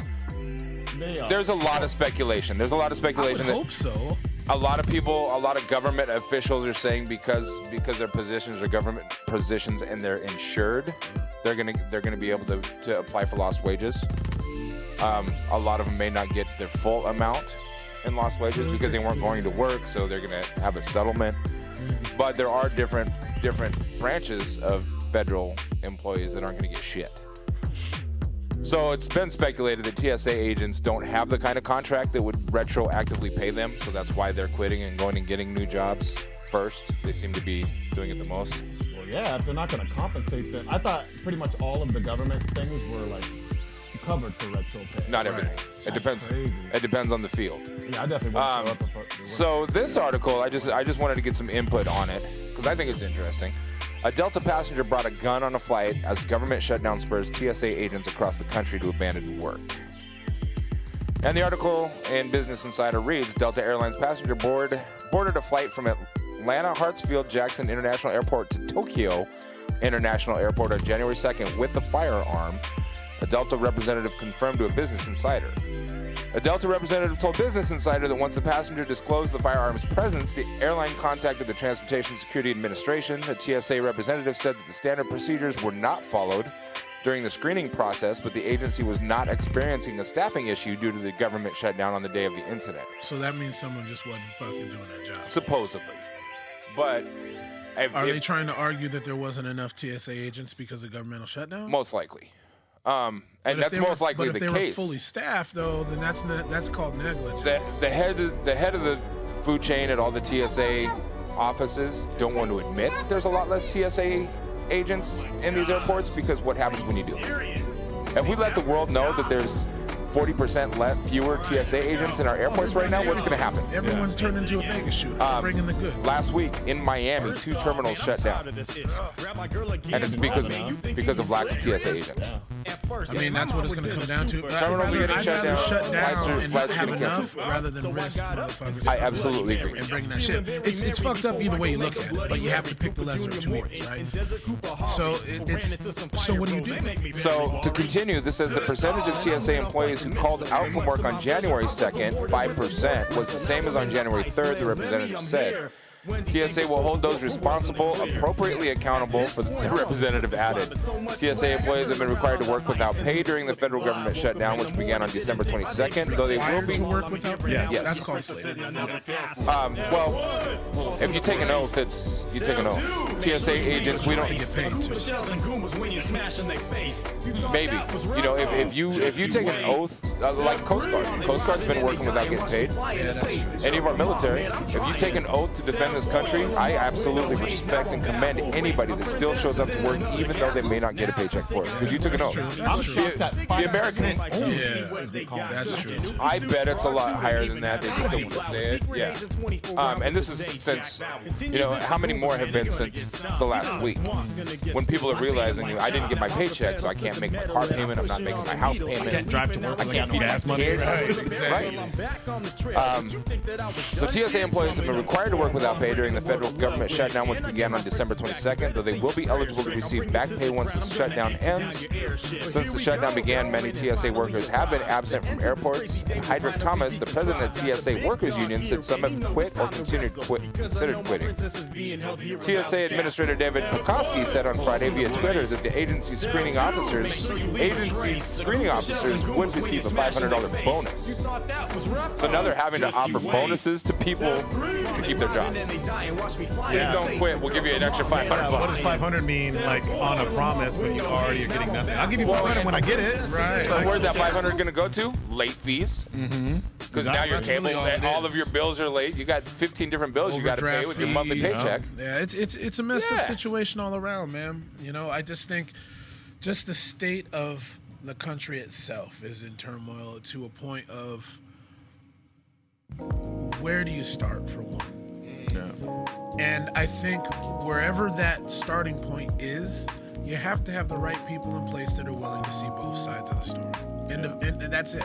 You can't have somebody try to be the holier-than-thou dictator. You just can't. You just can't. Because there's always going to be somebody who's like, fuck that dude. And then that person, if that person that says fuck that dude gets a little bit of power, now what? Now you have an enemy.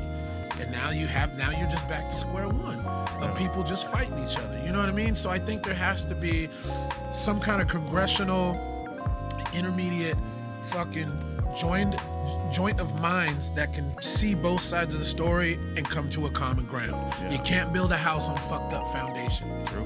Right. It's just not gonna work. And so New Orleans, you know, but that shit's just swampland, bro. Don't do it. Swampland. Shawn, what do you think? Sean thinks he's like, do not involve this. So Shawn thinks George Bush does not like black people. Shawn, George Bush Jr. George Bush Jr. Yeah, George Bush Sr. was. Which when I seen that, when I seen Kanye say that, and Michael Myers looked at him like, oh shit. And then the very next thing they cut to is Chris Tucker, and he's like, nigga, what do you want me to say? He's like, he's making everybody look bad. So Shawn, did you send that video to just me, or did you send it to everybody? Just sent it to, just me. Whatever. Shawn's got a video that he thinks is very important. We're gonna analyze this. We've been. Say it was super important, but we've been over analyzing a lot of things, so we're gonna get into what the fuck is this. We only have 6 viewers right now. Damn it! I wish we had more because this is gonna be interesting. Are you guys ready for this? For sure. I'm not gonna play the video. We're just gonna look at it for a second. What do you think that is? A half-cut hot dog. Okay. Oh, that looks. You can see the poop line string thing, like the end of the poop. All right. So you see this little arrow in the middle means it's a video, right? Half blunt. A cut in half. Is there a sound of this video, Shawn? Well, we're gonna find out. Ready? What in the fuck? What is that? That looks like a corn dog. Is that Pickle Rick? What is that? I have no idea. Not a clue. What in the shit? Okay, it's a tiny bug. But what is that? Caterpillar of some sort? Gotta be right. And he's holding it? Oh, he's getting names. That's Chuck Norris's sperm when he was 3 years old. It's still looking for an egg to inseminate. Oh my God. I don't know what the fuck that is. That's probably the best caption ever, though. Chuck Norris's sperm. I don't know what that is, bro. What is it? What's the caption on the video? Where'd you find it? It's randomly on Facebook. What's it called? What? There's even no have a title. name, yeah. It's just a video. Yeah, that's it. People title the fucking videos, right? Because I mean, So you gotta, you know what? You can clip that, Shawn, and make that the header video and the best caption. Jungle can win Creations. With Anthony's name on it? Yeah. Yeah. The best caption can win the gift card next week. Shit look like a live corn dog. I want to know what the fuck that is. Like I knew that. Corn dogs that'll crawl to your mouth. So you don't Oh gotta my God! I hope not. Go get mustard. Oh my gosh. Well, I think I know what it is, guys. What is it? What? That's what it is. You like reverse image search it or something? See, you think it's that thing right there? Looks pretty close. Yeah. Okay. It's a rat-tailed maggot. A rat-tailed maggot. Are you fucking kidding me? Rat-tailed maggot. How did those come to be? Well, evolution is a funny thing. Oh, that's true too. But Yeah, like is that one? Look, this one says worm in toilet is a rat-tailed maggot. that's disgusting. I wonder what that turns into, because maggots turn into flies. So what does that thing turn into? A rat-tailed This fly? one says drone fly larvae. Turns into Chuck Norris. Turns into Chuck Norris. Look at that. Was it like a dragonfly? Dude, we live in a crazy fucking Rat-tailed maggot. What the fuck? And he was holding it like it was a pet. Right? Probably pets it. What is a rat? White people be keeping everything. Maggot? We can't get high. Careful, watch it, I found watch this monkey it. in the forest, and I'm gonna take it home, but they don't eat my face. Right? Yeah, that poor lady. It's eating my friends. Oh, look at this one. That's disgusting. Ew. Whoa. Well, my breakfast is done. What the funk? That's disgusting. Oh, okay, that's inside. Did it eat something? Yeah, it's got a transparent skin. Yeah, I mean, I wasn't sure if it was like something like it had eaten something. Yeah, like it had eaten the stomach or something. Brain. Digestive tract. It's actually kind of cool. I mean, it's cool looking, but that's disgusting looking. Thanks, but none. Thanks. Okay, none. So who wants I'm one gonna of those as a pet? I'm gonna have fucking nightmares. I know, right? Take it for walks. Oh, that's gross. Yeah, no. That don't even look right. I'm upset. I am going to have fucking I don't even know what to do nightmares. now. You can't unsee some things. That's gross. So moving right along, guys, got another article, and this one's from Forbes. Thanks, Shawn, for that. I didn't share that. Was a breakfast burrito with a tail, okay? That's what that was. Disgusting. You can see the eggs through the like transparent tortilla and shit. This is gonna excite you guys. Well, dance? 2 of you guys. Maybe all 3 of you guys. Nope. You might get boners. This was posted on Forbes January 9th, 2019 by Tom Angel, who is a policy contributor. Angel. And it says, oh my God, stop with the fucking pop-ups. In a hat tip to marijuana culture, lawmakers on Capitol Hill have officially reserved the number HR 420 for a bill that would dramatically change federal cannabis laws. 420, of course, is a special number for marijuana enthusiasts who celebrate the plant extra hard every April 20th. Extra hard. The new bill, filed in the House on Wednesday by Representative Earl Blumenauer, Democrat from Oregon, is titled the Regulate Marijuana Like Alcohol Act. If passed, it would remove cannabis from the Federal Controlled Substances Act. While the bill number may be a bit tongue-in-cheek, the issue is very serious. Our federal marijuana laws are outdated, out of touch, and have negatively impacted countless lives, Blumenauer said in a press release. Can we do the same thing for steroids? Continue. Congress cannot continue to be out of touch with the movement that... Congress cannot continue to be out of touch with the movement that a growing majority of Americans support. It's time to end this senseless prohibition. This isn't the first time that 420 has worked its way into official legislative numbering. California's first effort to create statewide medical cannabis regulations was through a bill numbered SB 420 in 2003. In 2017, a Rhode Island senator filed a marijuana legalization bill given the designation of S420. And on Capitol Hill, the first time the House voted on a measure to block the Department of Justice from interfering with the state's medical cannabis laws, it was thrown an amendment considered under 2003's Roll Call 420. The current legislation, which Blumenauer picked up from former Representative Jared Polis, Democrat from Colorado, who was sworn in on Tuesday as Colorado's new governor, would also transfer Cannabis Enforcement Authority from Drug Enforcement Administration to a renamed Bureau of Alcohol, Tobacco, Marijuana, Firearms, and Explosives. Nice. A similarly renamed Alcohol, Tobacco, and Marijuana Tax and Trade Bureau within the Department of the Treasury would also have oversight authority, as would the Food and Drug Administration. Federal permits would be issued for cultivating, packaging, selling, and importing marijuana. Shipping or transporting marijuana into states that have not legalized it would be prohibited. Last Congress, Polis' version of the bill garnered 26 co-sponsors. Separately, Blumenauer, co-chair of the Congressional Cannabis Caucus, recently released a step-by-step plan to federally legalize marijuana in 2019. His new bill is third piece of standalone cannabis legislation billed in the new Congress, which began last week. I'm a 15-year veteran of the cannabis law reform movement, and I know where to look to spot the most interesting legalization developments. I'm the editor of the cannabis news site Marijuana Movement, and I founded the nonprofit of Marijuana Majority. Follow me on Twitter at... So, quick question. Blah, blah, blah, blah. If this bill or whatever it is passes, and they make... This is to make marijuana federally legal? Is that what it is? Not necessarily, but it's to... It won't make it federally legal, but it'll make it not illegal. So it's not going to make it legal by all states. So the state by state will still have the authorization to decide whether or not it's a legal thing. But it will take it off the illegal federal list. Would that change its classification as a whatever? Yes. So will they have to release motherfuckers that are in prison for weed A lot of charges? states are doing that anyway.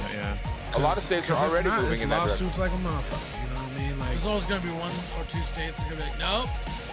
Well, it'd be just like if we got rid of borders. Just because we got rid of borders now doesn't mean that you didn't still commit a crime at that time. And so even though it may be now legal, you still distributing when it was illegal. Yeah, you still were doing something illegal. So I get it. Yeah. I think that that's gonna be tough. Or each state's gonna have their work cut out for them to make those arguments. But I think it's completely realistic because they're already doing it. I just think they should pass a law where they can make.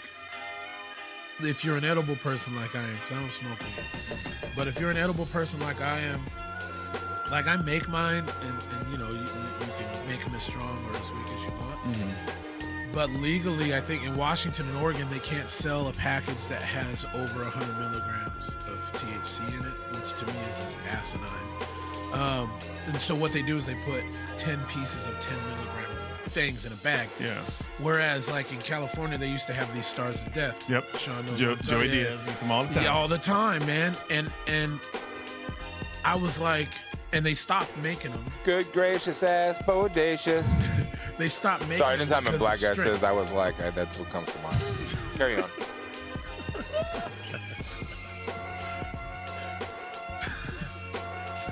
I'm triggered. Damn it, Nelly. I know, right? You snowflake. And so, how ironic is that? That is I've never so been able to call a black man a snowflake before. No. That's some dirty fucking snow. Oh, that reminds me about the blackface we were talking about earlier today too. But they need to make edibles stronger, but I don't want to talk about blackface now. Fuck that, bro. No, because this is why I want to talk about it, because on Joe Rogan's podcast, him and Brendan Schaub were talking about bodybuilders. And Shawn, you know this little world a little bit, being a powerlifter. They tan their bodies, right, but they leave their face white, and so they call it chocolate body. They're like, chocolate body's okay, but blackface is not okay.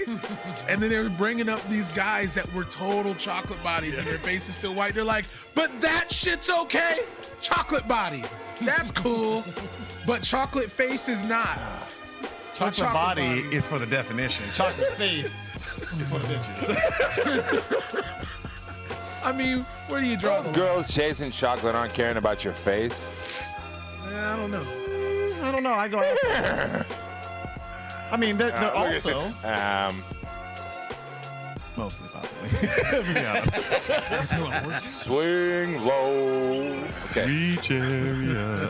Back to the Mexican wall border thing, real quick. Just real quick. This is kind of funny to me. I probably shouldn't be laughing. And fuck it if it's funny. Let's see, I gotta check the date. Updated January 14th, so yesterday. Nogales, Arizona. Mexican authorities say they have discovered a 32-foot-long tunnel running from Mexico to Nogales, Arizona. Mexican federal police released a video over the weekend of the smuggling tunnel that they say is used for drugs and human trafficking. Ain't no wall gonna stop tunnels, bro. Just saying. They're trying to go down into the ground. They're gonna start coming over in spaceships. You know, they're gonna go down like, I would have to. I mean, they'd have to go down pretty Everybody's going to end up like Bugs Bunny, man. I took a wrong turn at Albuquerque. So this says this tunnel's discovery comes in the middle of a heated border battle with the U.S. government still shut down as President Trump hopes to secure billions of dollars to build a wall or barrier. Tunnels coming into border towns is not at all uncommon. Last year, a 590-foot tunnel. Now, this tunnel that they just found was 32 feet long. 32 feet is not that long. No. If you got a border tunnel going 32 feet, somebody's not paying attention.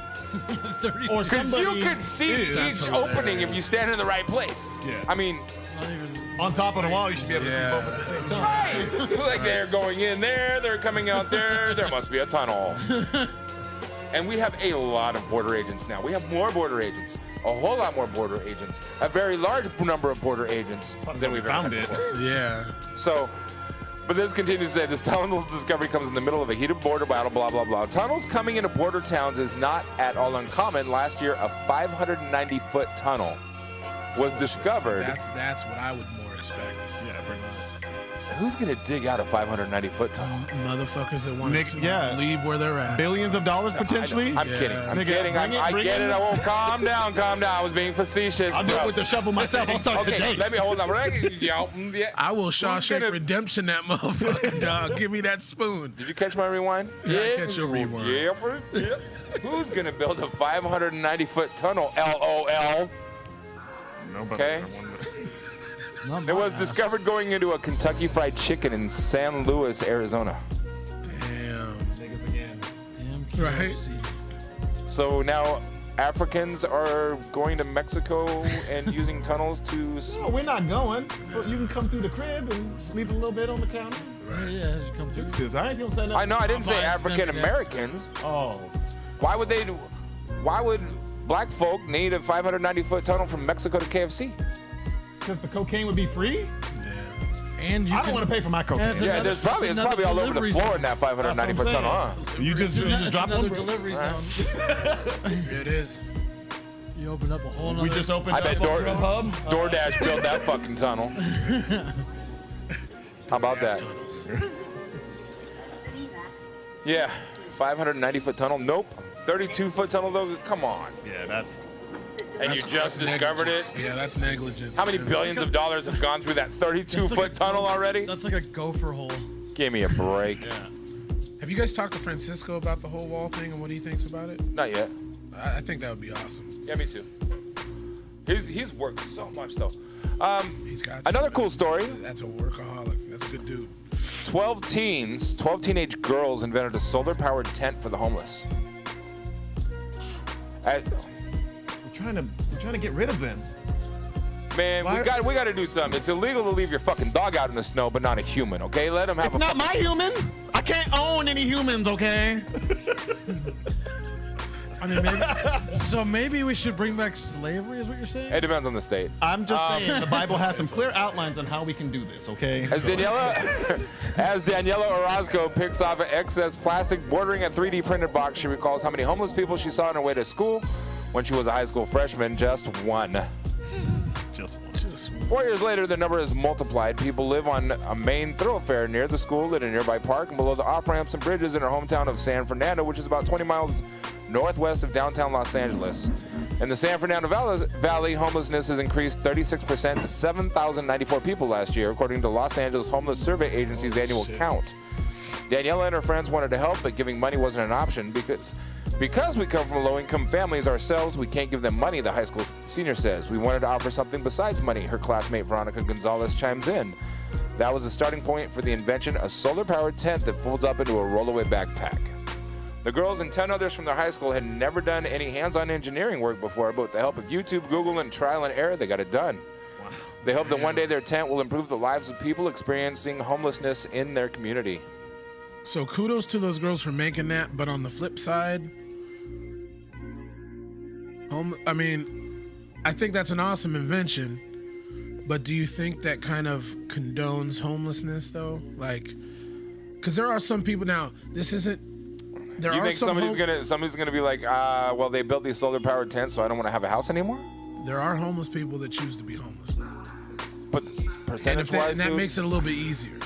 You understand? It's just like the same people that go to jail on purpose for 3 meals. I'm just upset because they're going to be playing Xbox and shit, and they're going to be up in my lobby, okay? Right. In my room. Is there USB plugins to this What thing? is the percentage of people going to jail because they want to go to jail? Depends on the area they live in. I'm talking overall. Overall, I mean, what do you think it is? I don't have those numbers, but it's exactly my point. People who want to go to jail. And I agree with that. And I just like the people that want to be homeless, the people that are choosing to be homeless. It is probably a higher number, but it's still, as far as the big picture, the economy that we live in is forcing people out of their houses. I'm going to tell you this: the people that are homeless, that are just down on their luck, and they just got dealt shitty cards, and situations like that where it's too expensive to live. Great idea.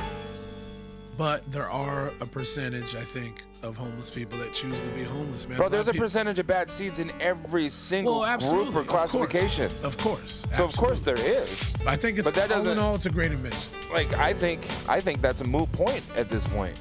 Because so many people are becoming homeless on a daily basis because of the rising financial infrastructure of this country, because of the rising cost of everything.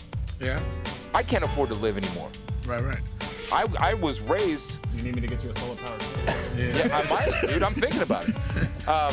Does it come with bandwidth? Because that's a chokehold right now in my life.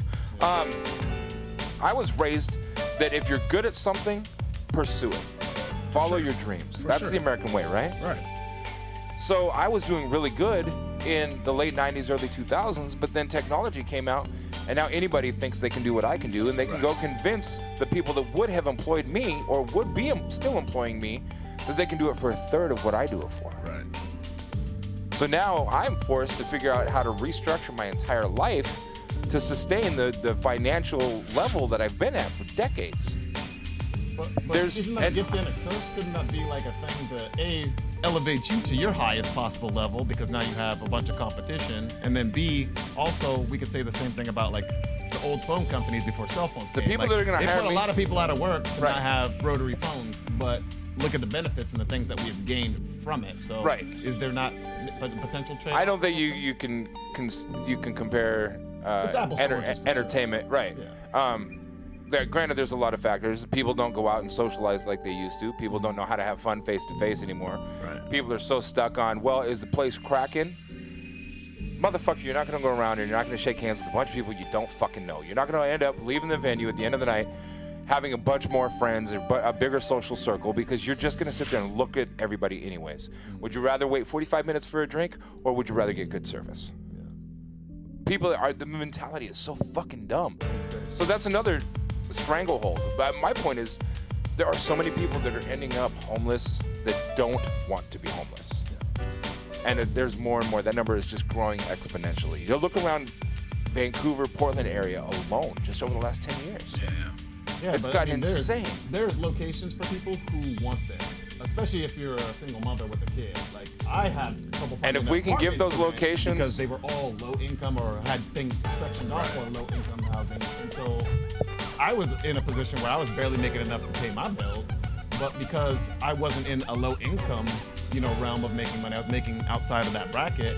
They're like, go fuck yourself. Come back to us when you're broke. And that's the story of the country. The middle class is there's a big middle finger going to the middle class in America. Well, a lot of people were saying that they're trying to make a higher class and then a lower class, and that's it. That's true. And the distance between the two is so grand that the lower class has no chance. That's the 1% versus the 99%. That's a different topic for another day because we could spend hours talking about that. I just wanted to commend these girls for actually, they're 12. I mean, it's amazing that any kind of kids were able to put their minds together. Yeah. It just shows that anybody really can. Yep. For sure. So shout out to Cassandra Salazar, Paulina Martinez, Paola Valtierra. I hope I didn't mess up your names. Executive Director Evelyn Gomez. The teens from San Fernando High School worked on their invention for over the course of a year. Come June 16th, they'll present it at MIT as part of a Young Inventors Conference. That's tight, man. The teens, none of whom had coded, soldered, sewn, or 3D printed before, they joined forces, won a $10,000 grant from the Lemelson MIT program to develop the invention. They were recruited by DIY Girls, a nonprofit that teaches girls from low-income communities about engineering, math, and science to go after the grant. I knew I wanted to apply for it, but I needed a team, said Evelyn Gomez, 29, the executive director of DIY Girls. I went back to my calculus teacher at my high school and did a hands-on recruitment activity. Most of the girls didn't know each other before, but they quickly became close friends. When DIY Girls was founded in 2012, the nonprofit worked with 35 girls in one elementary school classroom. Last year, it served 650 girls in elementary, middle, and high schools throughout Los Angeles County. The small nonprofit even keeps a wait list because demand for the services are so high. Hands-on STEM education at schools, especially for girls in low-income communities, is severely lacking, Evelyn says. Women make up just 29% of the science and engineering workforce, according to the National Science Board, a federal agency. Around 6% of the female working scientists and engineers are Hispanic or Latina. Yeah, I'd love to see them get some scholarships or actually move into the state field. We legitimately do need more women. Absolutely. Fuck yes, man. You seen that? Speaking of which, you seen that movie? I can't remember the name of it, but it was Bird Box. Yeah, I saw it. God, not Bird Box. It was about the 3 African American ladies who work with NASA. Oh yeah, and they helped develop. That was a good fucking movie, man. That movie was very powerful. Super good movie. Now the whole thing about this is what irritates me. Females, yes, y'all have a voice. Y'all are just as qualified as men to do things. What I get mad at is when there's entities forced to do something to make females happy. For instance, the female Ghostbusters or movies like that. Like, awesome, make an all-female cast movie. That's great, man. But don't make it because you're trying to save face or you're trying not to ruffle feathers or whatever. Because then it becomes... Well, isn't that what you were saying yesterday about, like, if there's a He-Man movie, there has to be a She-Ra movie? There would have to be. But now you're saying don't do it because it would ruffle feathers. So right. But when what side of the fence you on, bro? No, that's not picking a side. Because it's two different things. When I said if they made a He-Man movie, they'd have to make a female movie, is because of the pressure I'm talking about right now. They would be pressured into making it. She-Man. Yeah, the transgender community would want one. She-Man. Yeah, exactly. But what I'm saying is that... I already have a Caitlyn Jenner. I mean...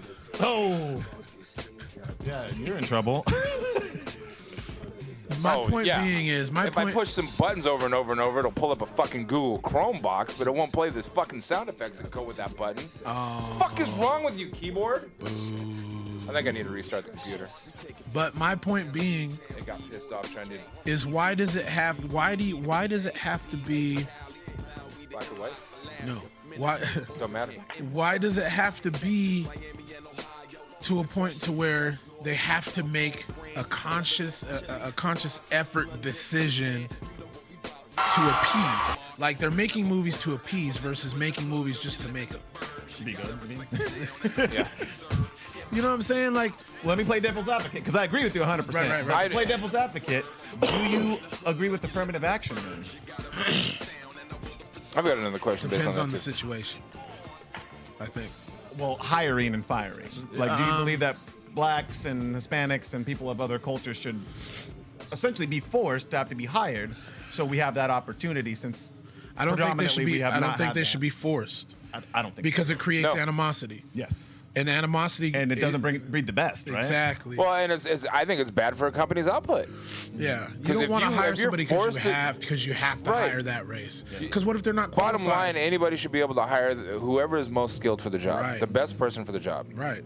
Whether it be best person in terms of dedication and somebody that's going to be there all the time or knows what the fuck they're doing. You know who do like that, what you just asked me, the people that would say, yes, I love that, are the same people that throw the fucking race card out there too much. And that was kind of, my thought process is like, there's lines of thinking, like accountability, for instance, and the people who own that or feel like they're accountable, I feel like more often fall into like the conservative style camp these days. I mean, a lot of these people were liberals, like me, like a liberal from days gone by, all of a sudden gets shifted into a conservative position because people who are now the new age liberals essentially are demonizing even people within their own community, and that's what I was saying earlier is I feel like if we were to leave that section or like that way of thinking to its own devices, essentially it would implode on itself. Oh, yeah. Because they would get into a back and forth of like, oh, now I am the most liberal and progressive because I believe in not only this, the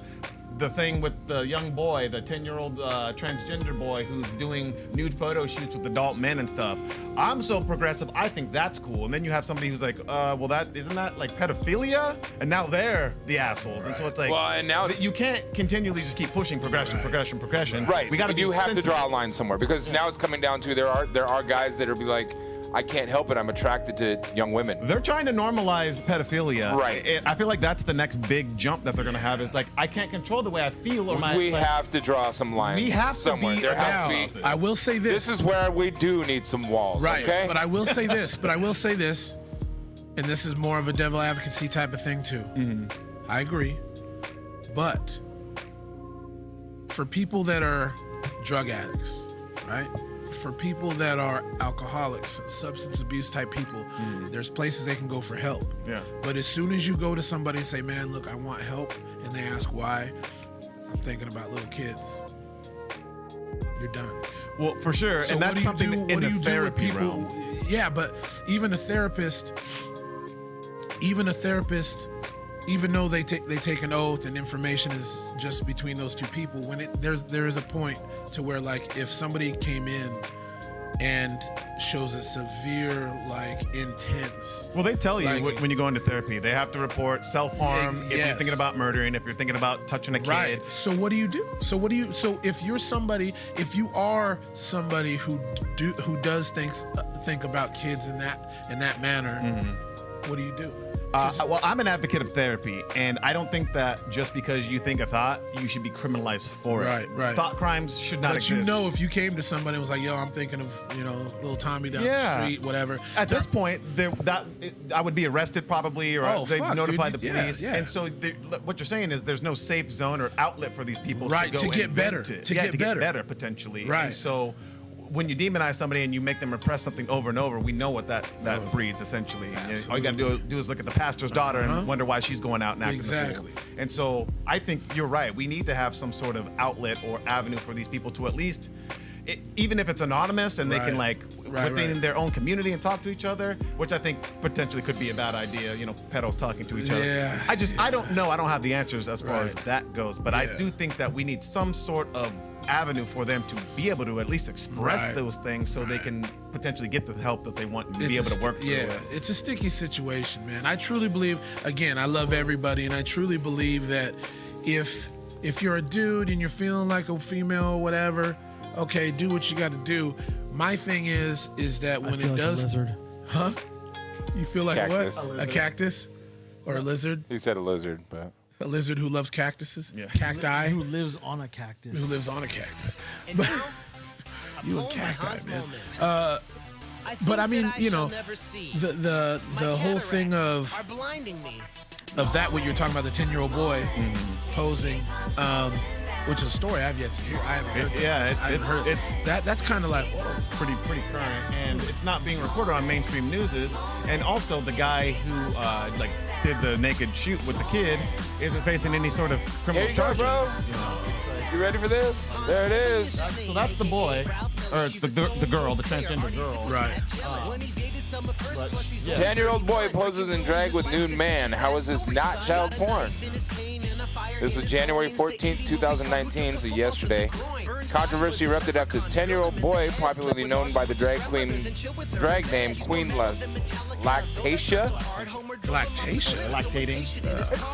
Kid's 10. 10, and that's what they talk about. Like, you're hypersexualizing this kid, and even though the kid wants to be whatever, you don't have to add the sexual twist on it. Well, I think any company, you see, you take him to RuPaul's drag show and shit, where grown-ass men are getting essentially naked in front of him, and it's just like, I'm all for expressing yourself, but not at the expense not of at 10. children. Not at 10. Yeah, that's different. At 10, did you know who the fuck you wanted to be? At 18, Look, I'm gonna tell you right now, 22, I didn't have a good idea. This I identified as I will never in my lifetime understand it. Because when I was a kid, I played with Barbies. I played with a Holly Hobby oven. I made mud pies with a girl down the street. You shouldn't be admitting this right now. No, I'll admit all of this. And you know what else I will admit? I wondered what it would be like to make out with another dude. Those thoughts crossed my mind. But then I punched the gay out of myself. Right. And that's my point. We have these temptations. It's human nature to wonder what might be. It's when we act upon our temptations. Okay, I wonder what it would be like to steal a cop car. So I identify as a thief now. So I should be able to go and report, bro. I should be able to go and dive into my curiosities and jump into a running cop car and take off around the block. Be like, look, I just identified as a thief for a minute. I just wanted to know what it was like. Neuralink, it's real scary. Well, and that's why I laugh when people are like, I want to, link my brain up to the internet with everybody else's brain. It's like, bro, you know how much crazy shit we all think, and then we all have access to that? Right. I know. Society would crash for a year until everyone got used to it. Everybody rebooted was like, think good thoughts. No, you know what? It depends on how it's developed. Because I guarantee if the three of you could go into some sort of database to see what my thoughts have been about the three of you, none of you guys would like me. That bad? Pretty bad. That's pretty bad. Well, I mean, I'm it's justifiable. I'm gonna chalk that up to black people. You just don't. I'm gonna try to get real close to the camera and say something real serious, but then you just fucked it all. Got him. I'm eating your chicken, asshole. I mean, it's gonna come to a point where it's gotta come to a head, right? It's gotta come to a head somewhere. I'll share with you. Of course, they only share amongst each other. See, that's that shit. That's that shit we talk about. Well, you know why? Because when I was a little child, I had to identify with those that were like me so we could conglomerate together for a better chance of survival. Same. I'm sitting there with all these white folks. People did it naturally. I still don't agree with that. So I respect it, but I don't agree with that. This article continues to say, while the magazine chose not to incorporate the photo in its story about Drag Kid, Nemes Quinn Melanchon Golden, the disturbing picture made its way to the public eye via Twitter. The backlash has been swift, visceral, and unabating. So would the FBI consider this child pornography? Asked actor James Woods on Twitter. I'm asking this seriously. If it were a 10-year-old female child photographed with a naked adult male, would authorities intervene? It's a very good point. My main question, though, above and beyond all that is, so this is a 10-year-old boy. Yes. Not anymore. Whatever, not anymore. But still, he's not doing hormone therapy or He still has his wiener. He's still a boy. So my thing is this. I can pretend. Wait. Isn't identifying and just pretending? Is that like imagination? Has he felt like that forever, or was he exposed to something? Pretending and identification is two different things. Is it really though? Yes. From a psychological standpoint. Yes. There are straight drag queens. For instance, believing in God or not believing in Judeo-Christian God, you can't fake that. I can't all of a sudden I now believe or you don't believe. It's a thing that has to be learned. Like you have to at least identification. Right. Pretending, anybody can pretend. I can say I'm white and you can say you're black. But is that just saying or is that pretending? You know, isn't where do you draw that line psychologically? Nobody knows with 100% certainty what any person feels. Right. You can only and their intent. Right. That's it. Yeah. And intent is. So I DJ'd a drag show, sometime over the last year. Yeah. Yesterday. I've been to drag shows. I think they're entertaining for the entertainment. No, I think you would make a great drag queen. But I DJ'd this show, and they did a walk, and all of these drag queens, they personified a celebrity singer, a female singer. Yeah. After it was done, I'm playing music, and people are starting to leave, whatever. This dude comes up and he goes, "Man, you did a really good job with my music tonight." I would have expected him to be a super jock baseball player, football player. Was that at the casino? Yeah, at A. I was there that night. He was one of the fucking drag queens. I was like, no fucking way. I was there that night because the band, we were performing right next door, and I came in to see what's up to. Yeah. And there was these 6'8" drag queens. Yeah, dude. Like, God damn. I said, it's about to go down, bro. Yeah, like an NBA drag team. It was nuts. But see, I will say this. Now out of North Carolina, standing at 6'11", Maleficent. No, but the thing is that with this 10-year-old, WNBA? It was nuts, dude. What locker room would they be in, right? So this the 10-year-old, the one in the middle. Does he naturally feel that way, or is it influenced by his surroundings? That's a very good question. I would sit down and have a conversation that you can with a 10-year-old and say, how you feeling? How do you feel? But anybody that says they didn't, too much exposure. If anybody didn't, can't have that conversation.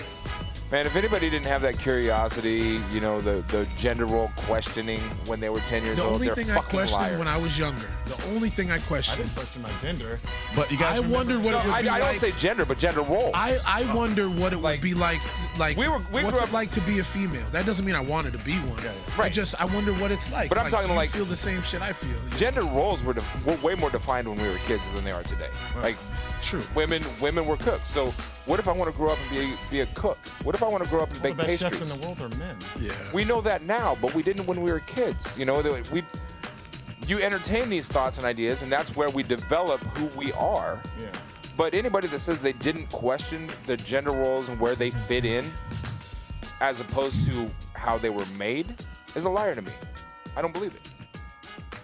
I think some people are stuck in their ways. And I'm not saying they had to ponder on it for months. It was just the what if. If anybody it says they never had a what if about being sexually attracted to the same sex, whatever, I wouldn't believe them. I'll go out on a limb and say that I was attracted to the same sex at one point. You guys remember Hanson? They all look like little girls, okay? Where's my fucking button? I thought for sure.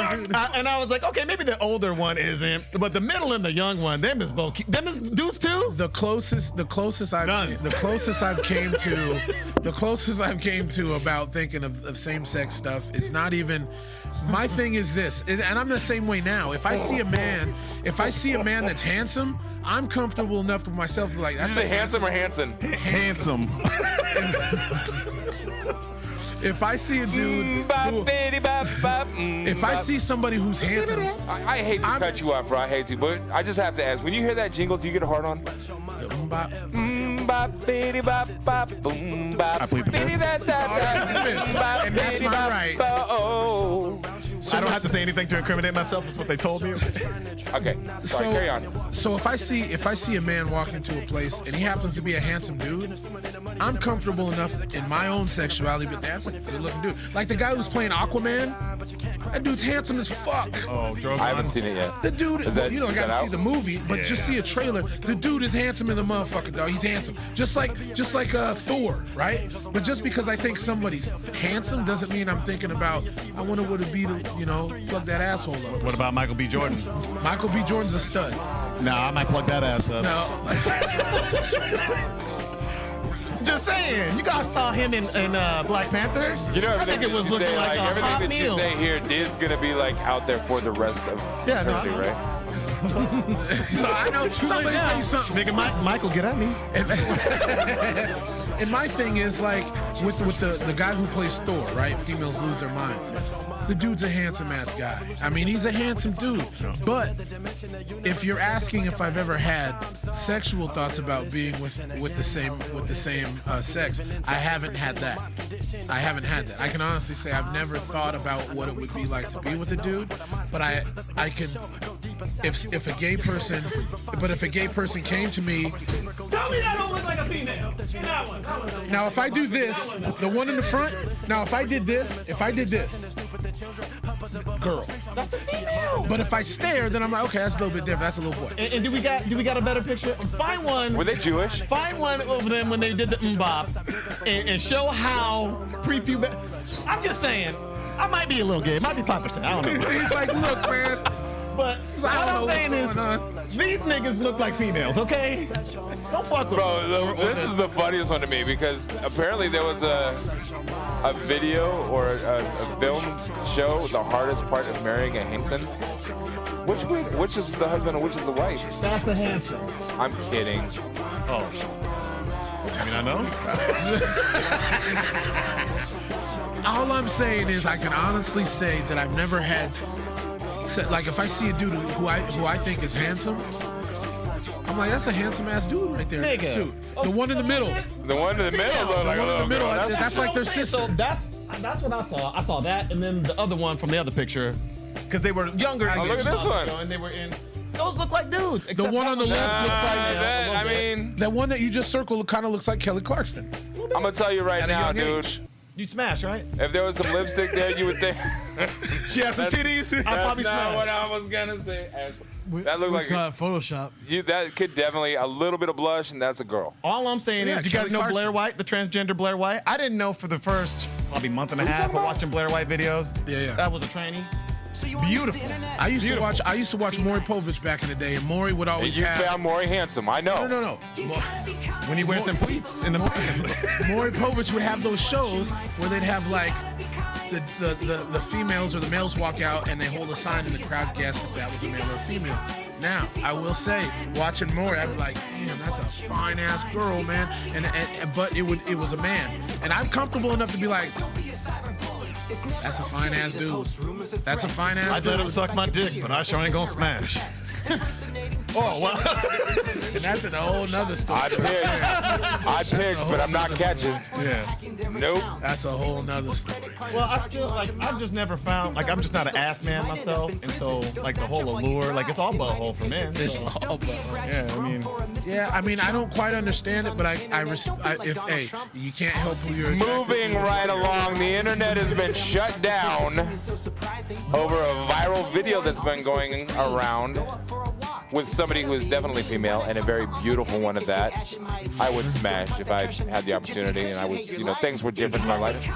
UCLA gymnast Caitlin Ohashi stunned judges and broke the internet with a flawless Jackson 5 inspired floor routine that earned a perfect 10. When her booty bounces, she bounces like. Now I'm gonna tell you, I don't know if you guys are, Josh. I imagine you probably know a lot about gymnastics for some reason.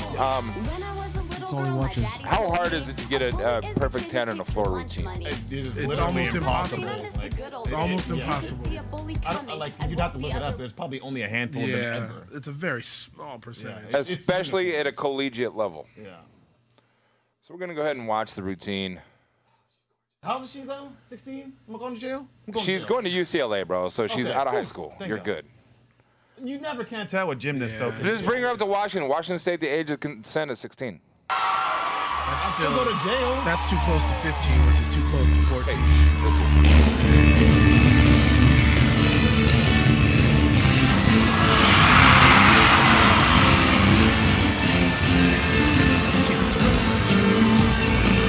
The jingle was actually Jackson 5.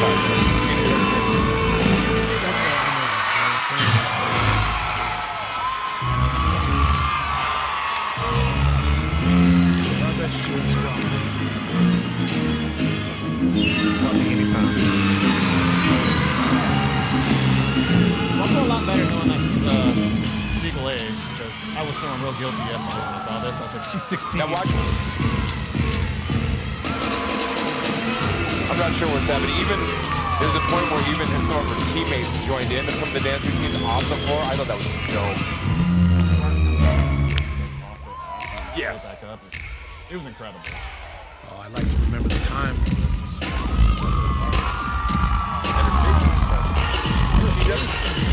See, to me, she's beautiful. She's a smoke show, bro. But I'm more impressed with the art, like her artwork, like how she's able to make her body do this is amazing to me. Oh my God, that was dope. Yep. Seamlessly balanced. How'd you do that?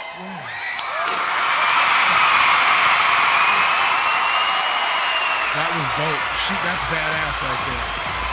And she knew she killed it. Oh yeah. Oh, it was a flawless routine. She's beautiful. She's gorgeous. She's a smoke show. When I get famous, I'm coming for you, girl. I'm coming for that ass. Why can't we get mixed girls like that around here, bro? You know what I'm saying? I've been looking for her my whole life. I'm not so much of this. Get out. I'm sorry. Are you like absorbing it from me over time? So many people's like, she got a fat ass. I'm like, all right, but I know. I'm looking to you to like confirm with me, like, right? Nigga, right? It's like you here now. Yeah. You here now. I needed somebody to confirm. They couldn't. I can appreciate nice ass and nice legs, but I'm just a booby guy. I don't know what it is. I just boobs do nothing for me. Really? I like them, but like her with the flat titties, I'll take that with that ass all day. And I'll flick your little nipples on your flat chest all day little for Lego you. bricks. Yeah, I'll fuck with them all day. Yeah, man. No, she was gorgeous and she fucking killed it. She killed it. But yeah, she's a smoke show, dude. She's beautiful. She's super beautiful. Yeah, she. Actually, she went back to the double layout. Look at there. I'm not sure. I have no idea. Just from that routine, I would see say. the air that she got when she was doing those. That triple turn with the with the split in the air. That was. She can dunk a basketball. That was Olympic caliber. Comparatively like that. I think it's easier still. Crowd, what an event! And that just doesn't seem like enough for this. Because the best of the world. Yeah, that's the best. You going against the best of the best. So that wouldn't be anywhere near a 10, probably. Oh, she wouldn't. No, that wouldn't have been a 4. And I actually had a couple issues with different landings, and like her first one where she landed on the mat and she kind of like did like a turn. Right. That wasn't a perfect landing. Right, You know, she masked it really well with her dance moves, but like that wasn't what they're looking for, a perfect formed landing. And shout out to her song choices too, man. Yeah, no. That's dope. But no, she killed it, and she's definitely a smoke show. Now, 10 years from now, if it comes out that she was a little boy back in the day, what do you do? Especially when it comes to male. I'm gonna tell him, just like I said about Hanson. I almost beat off to another man. I almost did twice. So what do you do so Shawn, I know you're with me on this. So what do you do? What I'm about to say. So what do you do if you're a man and you've lifted weights your whole entire life as a man, and then you turn into a woman? How do you do, like, and you want to enter the MMA? Do you then fight females? No, absolutely. Or do you still fight dudes? You fight dudes. It's happened. I know, and Joe Rogan, pretty much the leading expert on it, says it absolutely shouldn't happen, and I agree with him wholeheartedly. What's funny is the one that did got beat up by a girl.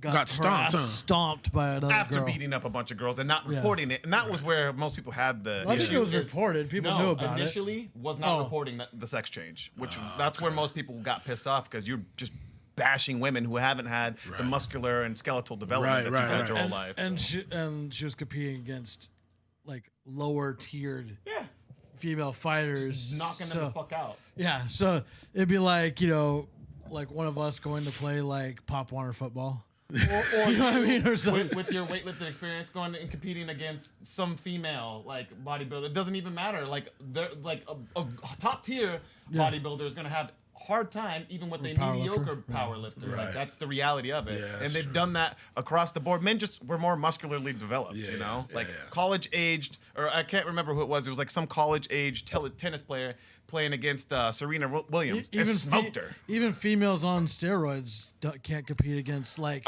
mid-grade dudes. Well, yeah, Caitlin, the density of the muscles, everything. Doing a little bit of digging, Caitlin Ohashi was the best gymnast in the world until she wasn't, and she decided to quit the elite gymnastics circuit in order to go to college. Wow, dude, kudos. Yeah, she just got hotter than me. Girl, if you could see under the table right now. She kind of did what we were just talking about. She's like, I'm going to compete against lesser. The 2000, there's a video of her, the 2018. Right. I mean, but like. It doesn't sound like it's motivated for that. No, it's not to the extreme of dudes going to go beat up chicks, but it's a little bit like that. A little bit. Like, think about it. Like, she was competing against much more talented people. She's like, well, I can win more if I go to college. But yeah, she made that choice to go do that, I guess. But I just think so did the male to chop off his wiener and I don't even think he chopped off his wiener. I think he just went with the hormone therapy. Grew some boobs and don't chop it off that.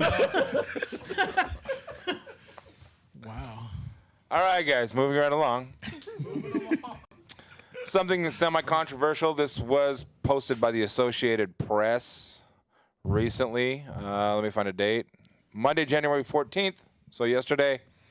Bill would require permits to buy guns and limit ammunition in Oregon. What do you think? I mean, I'm okay with them permits for buying guns. Salem, Oregon. A bill said to appear in the legislature this year would require Oregonians to obtain a permit before buying a gun, limit the amount of ammunition a person could buy, and outlaw magazines with a capacity of more than 5 rounds, and create gun locking and storage requirements. That's ridiculous.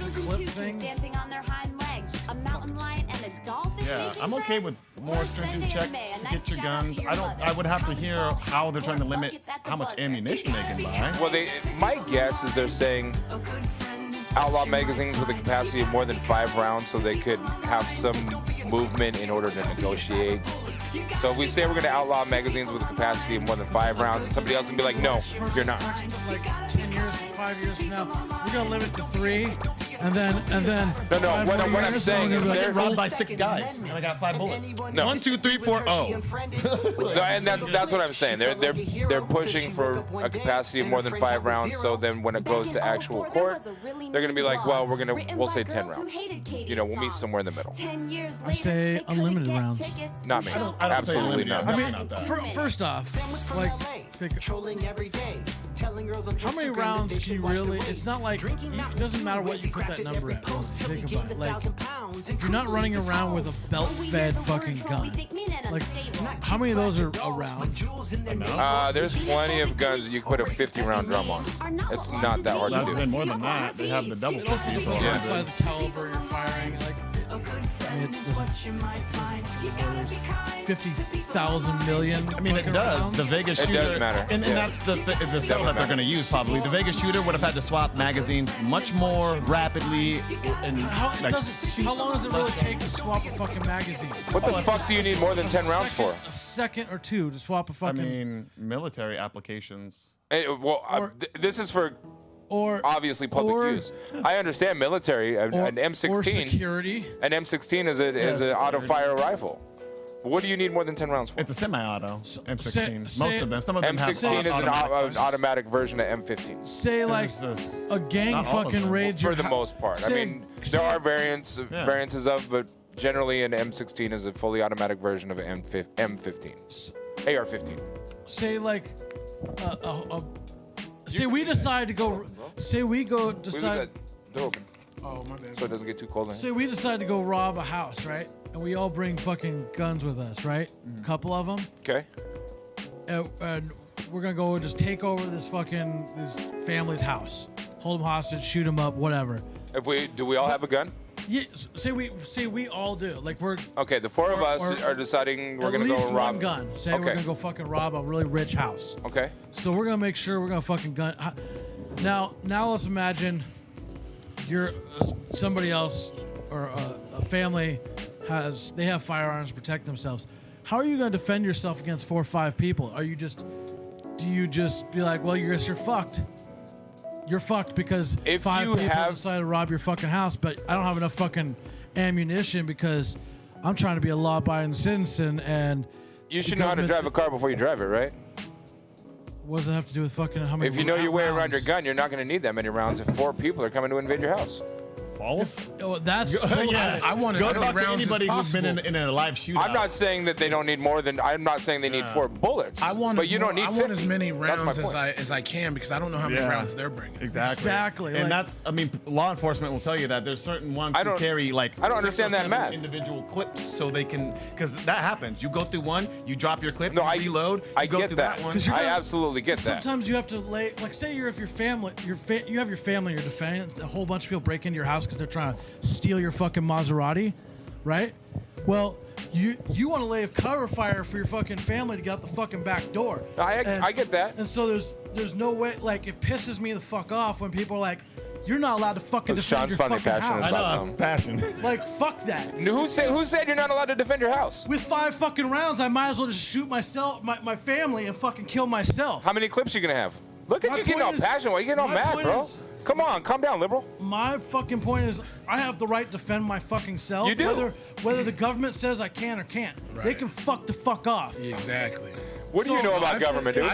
I feel the You don't same know shit exact about way. government, but you're passionate about this. Yeah, because This is how most of the American public feels, this passionate. Who gives a fuck what the government, the police, or whatever says when my family and my loved ones are online because some fucking asshole wants to steal my shit, Right. Or fucking just shoot up my house and steal my shit. Then if you So- know what you're doing, you can have 20 clips with 6 rounds. I want the option to have 500 million fucking rounds. Exactly. Yeah, well, I don't want the crazy person to have the option to have that many rounds. But that's fine. Why should law-abiding citizens or just good people that mind their own business be at a massive disadvantage? The from same some reason fuck-ass? every other law is made. It those- takes one bad seed to fuck up a whole That's nation. understanding, but they're not going to follow the laws regardless. Exactly. Criminals are going to have them. They don't give a regardless. fuck what the Yeah. law is, so why should I give a fuck what the law is if they're not going to abide by it and I need to protect my family? Exactly. Because at the end of the day, if 4 people break in, guaranteed that those 4 people are gonna have more than just the clip that's in their shit, right? Right. They're gonna have more clips and more clips. They're coming with But guess what? They backpacks. got to pop their clips, and so do you. But I'm telling you right now, man, I'll be like the Vegas What about all the shooter, clips bro. in circulation right now? People aren't going to turn them all in. I absolutely. Well, that's just like bump stocks. Exactly. Trump outlawed bump stocks, and everybody's supposed to Bump be. stocks are gone now? No. Well, yeah. You were either supposed to turn yours in or destroy it. Yeah. How many people are gonna be like, yeah, I destroyed it? Bro, you Well, never. then modifications makes some things in the gun world illegal, you know, and so it's like Right. you can't even modify some of your parts. All without I'm then saying committing a is, felony, when so. it comes to protecting myself or my family, I'm doing what I gotta do. Yep. If I can have a fucking I guarantee laser you don't gun, have AR-15 with a 50-round clip. I'm not allowed to own firearms, so I don't So, have any. but I thought you were gonna do what you got to do. You're not gonna abide by the law. I will. So Sean's saying that if the law says that I can't have more than 5 rounds in a clip, I'm Fuck that. The law says I'm not allowed to own firearms. I wouldn't tell the but government guaranteed about I it. have Right. firearms. No, obviously. You know. But what I don't like is the fact that somebody has the right to tell me how much of protection I'm allowed to have. Because I want it all.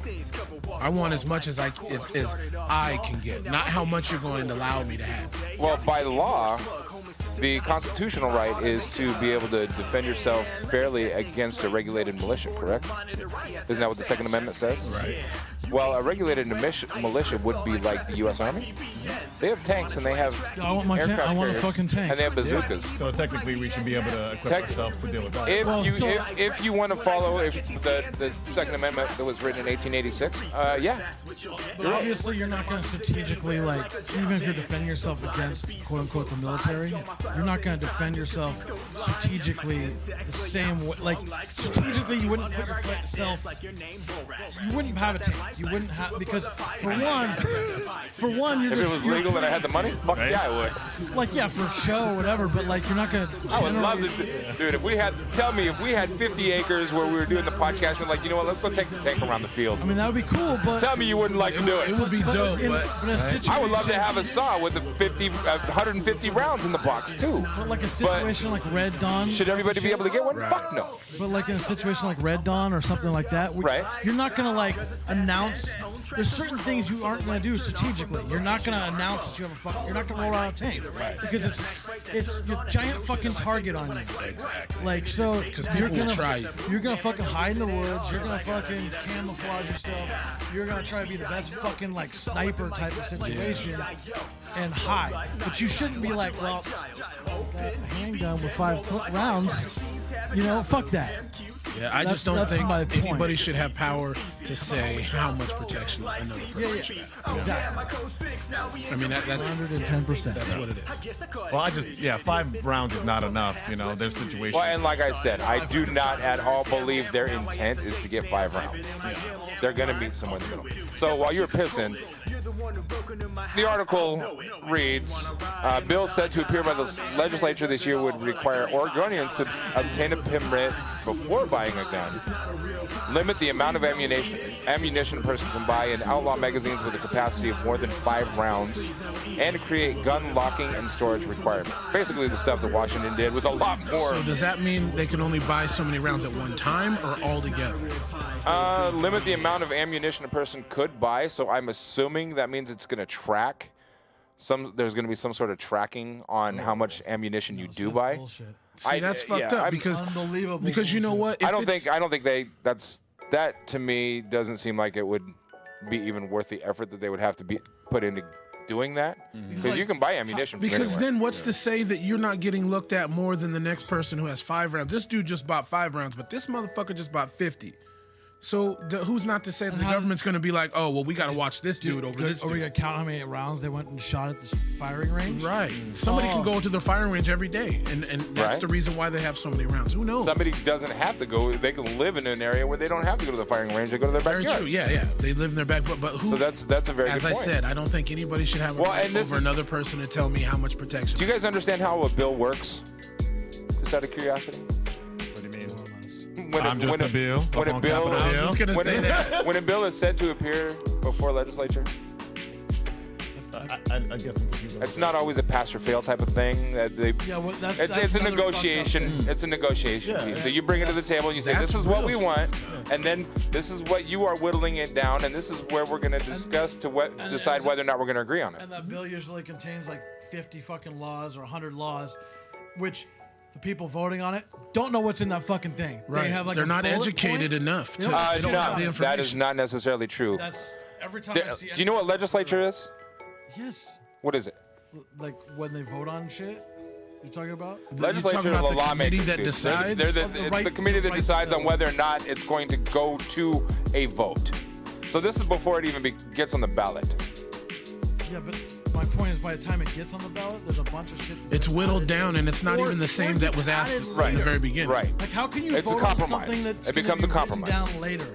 How the fuck is that even a thing? Well, to me, that's bullshit. That's like the weed law in Washington. It was passed before they even knew what they were going to do with it. I don't think that should ever be. I think it's stupid for anybody in America to say, yes, we're going to vote on a bill to pass something, but then we're going to make the refinements of that passing after the fact. Yeah, that's weird. That's totally half-assed backwards to me.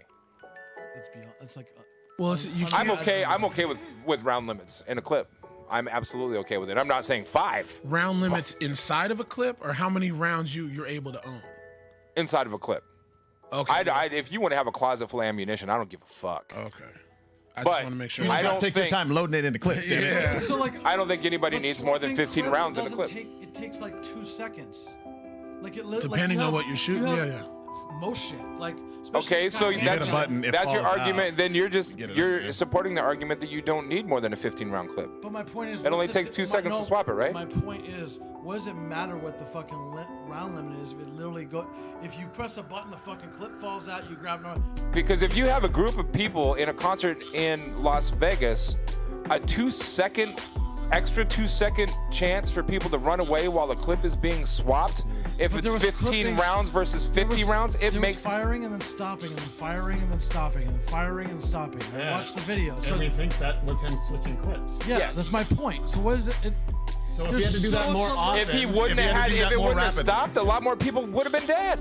And that's just it. Yeah, 50 round burst versus 15 round. What are we talking about? Like an extra 10 people dead? And this sounds fucked up, but that's huge for me. Well, and not only that, in the big picture of things, from the distance of the firing range in that particular situation, it may be 10. But if it's somebody going down the hallway of a fucking high school, it could be tens of dozens. It also could be that could be the difference of saving your life, protecting your house too.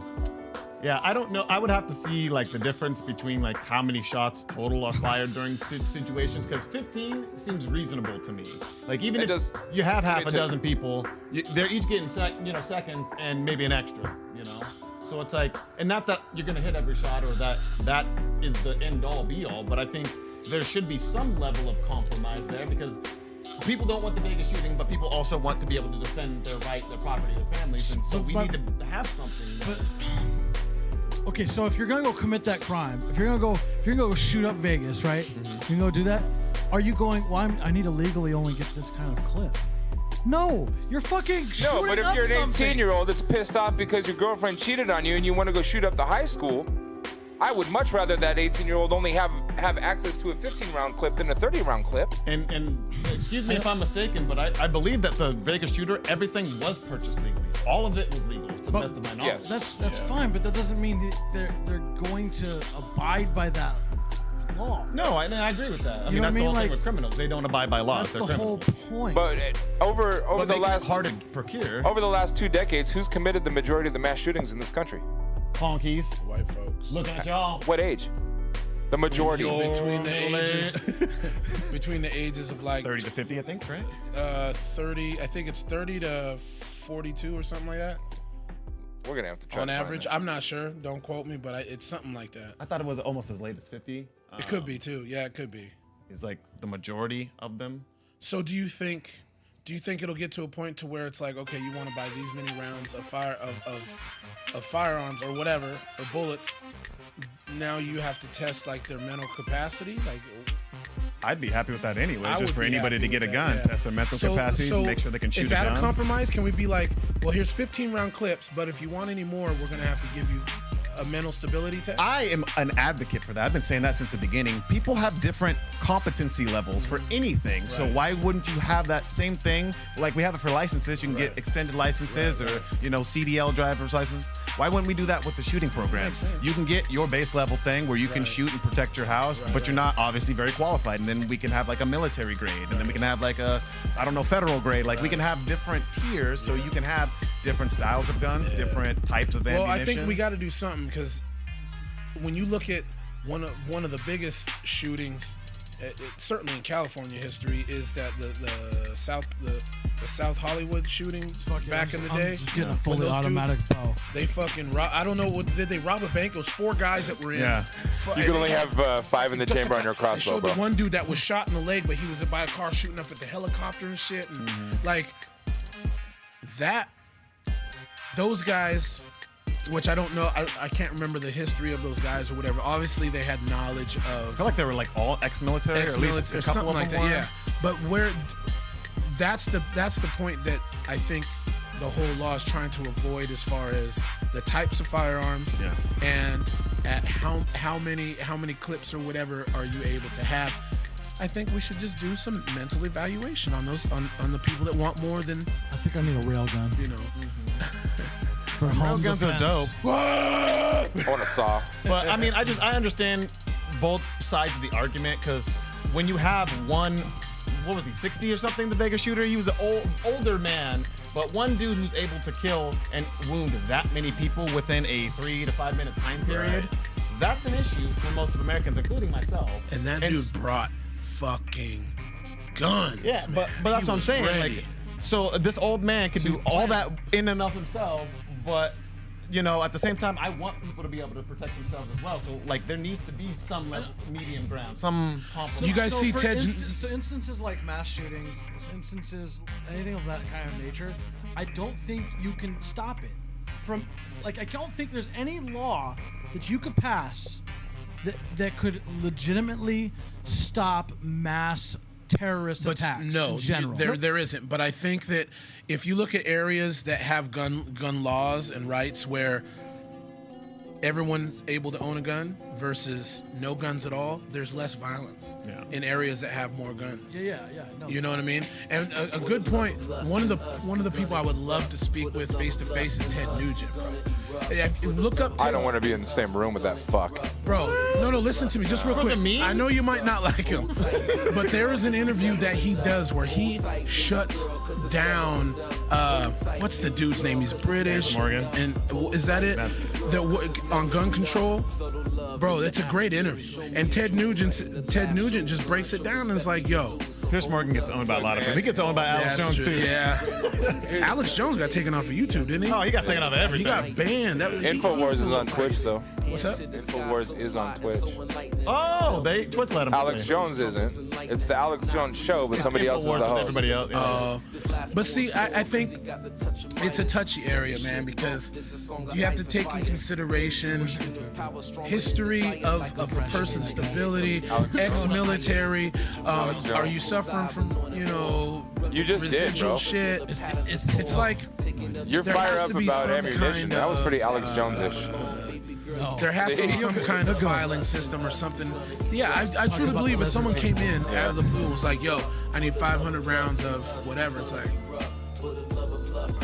that's not uncommon. People do that, go out and take people shooting and stuff like that. But I think that if the law says you can only have 15 round clips, right? Yeah. 15 round clips, but someone comes in and orders 500 or 1,000 of those 15 round clips, that's cool, but it's not cool to get 250 of 30 round clips. It's the same shit.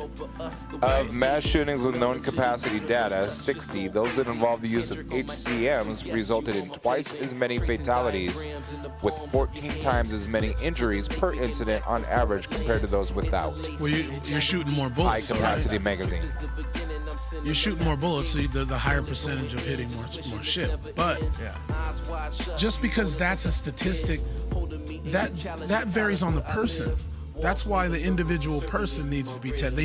There needs to be something in place for the individual person that's buying those type of things. Because what Shawn is saying is exactly correct as far as protecting your house. I want as much as I can have. I want a fucking 500 round clip if I could. Then go get one. You know what I'm saying? But there are people out there that's like, oh, that shouldn't be allowed. It shouldn't. The Vegas shooters definitely should not have had access to one. This is true. The Westboro Baptist Church kid should not have had one. What led him for that shooting? We don't know. We don't know, but it's irrelevant, really. It's not irrelevant, though. So it's not irrelevant. If he would have had bazookas and fucking grenade launchers, how many people would have died? But he should have been able to arm himself properly, right? Right, but he come on, man. But he wouldn't have got that. Let's just give him a fucking nuke button. I mean, they didn't think that about the arsenal that he got up there either. That's he had true like too. That motherfucker brought the goods, bro. If he was ready for Armageddon, if people want to commit mass shootings and do that kind of thing, they're going to find a way to do it. If they don't have access to guns, they'll learn how to make bombs. They'll learn whatever the fuck they got to do to cause massive I don't know, damage? man. I kind of. It's a great argument. Disagree with that. It's a great argument. A lot of people will give up if they don't have the tools presented before them. Not the ones that I'm not saying everybody. Where there's a U-Haul truck and ran it into people and stabbed them. You know how easy it was Well, to build that's a how bomb? the Oklahoma bombing was done too. It was built in the back of the U-Haul. Where there's a will, there's a way. But I'm saying a lot of, especially in American society, if we don't have the tools in front of us, we're like, yeah, I don't have that. We're not going to bake a fucking pie if we don't have a pie crust. What makes you think, oh, if I'm going crazy and I'm pissed off that my girlfriend cheated on me, so I want to go to the school and shoot everybody up. If that kid doesn't have access to a gun, he's not going to go and shoot everybody up. But if he's got, He might go stab people. Yeah. I would much rather a kid run around with a fucking knife stabbing people than go get his dad's AR-15 with the 30-round clip. Columbine. You fucking kidding me? They just made hundreds of bombs instead of on pipe bomb places. Luckily, they weren't good at constructing them, and most of them It can happen. It can happen. Yeah. My point is, it's a lot less likely to happen if these tools aren't readily available. I agree with that statement. Yeah. Well, I think bomb tools are just as readily available. They are everything under your kitchen. There's a bunch of MacGyvers running around, bro. Everybody has so good when she shops organic because she cares about her baby and the future of our planet. So if that's your argument, then if you want to learn how to build a 50-round clip, go build a 50-round clip. Yeah, they will. 3D printing. It's not 3D printing. You can fucking make all kinds of guns and a clip. Legit guns. Then more power to you. If you want to go buy a 3D printer so you can have 50-round clips, by all means, have at it. But It doesn't need to be legal. Building bombs isn't legal, but people still do it. You're right. But you can't build high capacity farmers use them all the time. there's only a certain amount of fertilizer you're allowed to buy at one time by federal restriction. And you don't see people getting pissed off about that, right? I want to buy fertilizer. I want all your fertilizer. You can't. Well, I want all your clips. It's kind of the same argument, right? When it comes down to it. I mean, it's just tough because fertilizer bombs aren't killing people's kids. Very true. You know, like kind of hard to defend your house. Fertilizer? I don't know, man. Less than you might think. The Oklahoma bombing was a fertilizer bomb. Oh, was it really? I believe so. Was it? No. Was it Oklahoma? I Did you hear I just think Jessica had it to- comes was down the to IRS. if you're talking about protection of family. Yes, that's Oklahoma different. bombing was. And yes, if everyone's able to get Timothy 50-round McVeigh. clips, that means bad guys can How get about we make it 50-round illegal clips to too. carry them But outside they're your going house? to get it regardless. What's that? How about we just make it illegal to carry high-capacity rounds outside your house? So then when you're driving, you get But I mean, in your really, car, like. so you have your low capacity for your traveling needs, but high capacity for your home protection. So you got the AR-15 in the house and you got the 9 in the whip. Yeah, I mean, whatever. I mean, that seems that like logic is goofy as Yeah, fuck. it seems like it's a middle ground. So you can still go and buy it. The whole point is to keep the crazy people from being able to buy these high capacity magazines. We can't. But it's illegal for them to take it outside their house. I can't remember the last dude. Yeah, well, it's illegal for people to have bazookas and But the argument is like we got to make it hard. We got to make it illegal for them to take it out of there to use it. It's illegal for people to go to exceed the speed limit and run from cops. That doesn't stop dip fucks from doing it and then skipping the country when they do. The Vegas shooting seemed pretty illegal to me. I'm not 100%. You remember that movie, Don't Be a Menace to Society while drinking juice in the hood? And the motherfucker's like, do we have a problem? Yeah. And then fucking Rocket's like, that's what it's going to be, bro. Pretty much. People can build that shit. Oh, nigga, you got a nuke? I got one too. I don't know, man, but again, I don't think there would be an issue if a lot of these people that do cause these crimes actually got to sit down and people figure out what their problem is. Yeah, most instead of just automatically labeling And I'm them happy a bad person. I know people with super high capacity firearms that they shouldn't have. In case shit does go south, I know where to fucking go. Exactly. Yeah, me too. And be like, yo, hey, I need a favor. Me too. You know. But it doesn't mean I want them being sold at fucking Sportsman's Warehouse. They aren't. And then like the gun show loophole is like the thing that everybody talks about, like where you can go buy them without a background check. That's a huge gray area. What do you do? Supposedly they've gotten more stringent on those over the last decade or so, but yeah, exactly. I don't have any evidence of that, so it's like until you can actually prove that these things are actually being implemented and then thoroughly implemented, it means nothing really. I want a Barrett 50 cal. You can buy one. Yeah, you can buy one. Maybe you can't, but I want for home defense. Why the fuck? That is the stupidest. This is not Call of Duty. Only in Call of Duty can somebody come in close range and all the men you beep. With the I was totally kidding about home defense. Go away. That quick scoping shit, you jump up in the air, spin around, kaboom, they're dead. Headshot, fuck off. Kidding about home defense.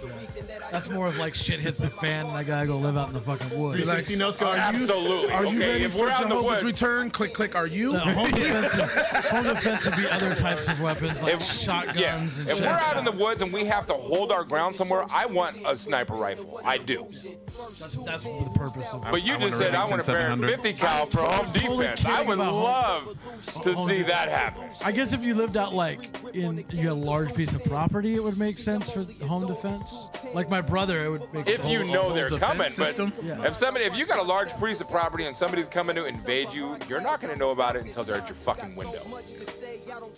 Not necessarily. For the most part. And there's ways to get around a security system. There's ways to get around the dogs. Till you could get out. Prime example, the White House. When that dude just ran up on the White House. just went in. And he went in the White House and didn't know what the fuck to do. Where's the bathroom? Where's the bathroom? The Secret Service like, let's go, scatter. It's like the front door's just wide open in this bitch. And even if you you have a house in the middle of 20 acres, nobody's going to call you and say, excuse me, load your Barrett 50 cal today because I'm coming to invade you. No, but if you have land, if you have that much land in a nice enough house, you're going to have a security system where you can see that. Well, if you're smart enough, yes. Hopefully. A Barrett 50 cal still is not going to... You have like a good. You have a much better chance defending yourself with an AR-15. I promise. Depends on the range. Yeah. How? By the time you know they're there. I'm just saying, like, if we're at war, yeah. Depends on your layout of land. Plus, it's good to have the sniper rifle. I was gonna say, J.K. Rowling. People, it takes like an hour just to get up to her property from brigade. Yeah. She see you coming from a mile away. Come on, baby, get close. They just wait. How great would that be to see like J.K. Rowling like up on some place? I'm gonna fucking get this one. Just 10 more feet. This one's for you, Harry. Exactly. I'm gonna avenge Dumbledore today. Oh my gosh, dude, that's hilarious. No, I just something's got to give. And I understand both sides. I get why people would be mad with higher capacity clips or whatever, but I can also understand how they can be good for people that want to defend their territory. Like What about flamethrowers? Did you not buy one of the Elon Musk's? No, we were talking about building. That's not a flamethrower. He cannot say it's a flamethrower. It's not a flamethrower. It even says on the box, I guess, not a flamethrower. We actually we were live one night and we were trying to convince people they needed to donate to us so we could buy all the materials to build one. They're not that hard to build safely. Motherfucker, I got to pay an extra $50 a month for internet service just because this is sucking up that much bandwidth. That's what I'm saying. If we all just I got my notification last night. What's today? Extra. If we all, it's the 15th. Yeah, it's $50 because it just. I got my notification. Terabyte or something. Yeah. But I figured out based on what we've been going through lately, probably somewhere in the neighborhood of about 2.5 terabytes a month. I got my notification last night that we're at 90% for the month. And it starts. And we still got 2 more weeks left. I thought that was like a fake notification thing because it popped up on my phone one time. Like, you've used 90% of your data. I'm like, that's not real. He's trying to get me to click a thing. Xfinity gives you 2 months where you can go over without extra fees. In the last 2 months, we sucked those out. $10 per 50. Yeah, per 50 gigs. For every 50 gigs over, it's $10. And so you pay 15 if it's unlimited, whatever. Yeah. See, that's weird. If you don't agree to doing the $50 for unlimited, it's $10 for every 50 gigs up to $200. Shouldn't they max it at $50 if you can get unlimited for $50? No, because We're gonna try to get you for more. Fucking assholes. Yeah, we must have. They got a monopoly here, anyways. I heard somebody was like talking about living out in Rainier at the bar the other night, and another guy goes, "Oh, I'm working out there right now." He's like, "What are you doing?" "Playing fiber optic." I'm like, motherfucker, why don't we have fiber optic in our backyard? Because Comcast won't allow it. They have a monopoly on the area. Well, a few spots do, but Very, very Not few. as much as we should. And the fiber optic lines that we have here are more for commercial business, not residential. No, this fiber optic is being laid because those people can't get Comcast, so they're running fiber optic internet to their fucking houses. Okay, that's ridiculous. I didn't realize that. So they're gonna get like way faster than. So this guy was like, Yeah. "Are you fucking kidding me? We're actually gonna have internet? I can have Wi-Fi?" He's like, "Yep, fiber optic will be in within the next 6 months in Rainier, Oregon." And it'll be super fast. Yeah. In comparable towns like that do have Xfinity, they don't have caps. They don't have internet cap limits. They pay the same price, but they don't have because caps. they have a much lower population, Yeah, right. so that It's less people. some asshole like us can stream as much as we want, and it's not. Yeah, gonna so suck up. because we live in a bigger town, we have to pay more. Right. It's fucked. Because we pay more for everybody- rent, we pay more for everything. share all the freaking data with everybody else. It's garbage. So so Xfinity, eventually, I if you have hate a you. big enough like where you're using so much data, you actually pay for what you do is you just pay for multiple lines and then you daisy chain them together. Or just at that point, it might be feasible to go for a business line. Business It might lines are be- slower. Are they? Most of the time, yeah. In this area, They're threaded. they're like they're you get less for your money. Yeah, crazy. Yeah, basically. So a lot of times people like that do a ton of like online stuff. They'll get multiple home plans, and then there's special like switchers that allow you to like chain a whole bunch of as many internet connections theoretically as you want together. So like when there's like big gaming conventions where they have like big gaming competitions, this is what they do. It's a lot of internet connections, like a whole shitload, like usually a couple hundred, and they're all tied together, and it like splits packets and like splits the workload across and gives reliability. So if a couple go down, you still have yeah. That's interesting. I'd be real interested to see if it was set up kind of like they did with like the crypto mining, essentially, where they had everything like daisy chained together, and then it was just resources, essentially. Probably very similar. I think it's got to be similar. Linus Tech Tips does a couple of videos on this topic. I'll have to go look. I love Linus. It's a good channel. Between them, Bitwit, and Jay's 2 cents, you pretty much got everything you need. Is Linus the brother that was doing the car that drove itself when we were doing No, it Linus yesterday? he's a white kid from Canada. Oh, okay. He has like I think about 30 or 40 employees. Wow, he has now. like a full like He was a whole like he started off just doing unboxing videos, kind of like what's his guy you were just Marquise. Yeah. Just kind of like Marquise did. They both kind of started roughly around the same time, and Lance has grown to this tech company, and they film like both of them now film on Reds, and they'll use like server system. I mean, they have to now. Yeah. Warehouses of people. Yeah. That's crazy, dude. You have editors, you have this, that, whatever. Right.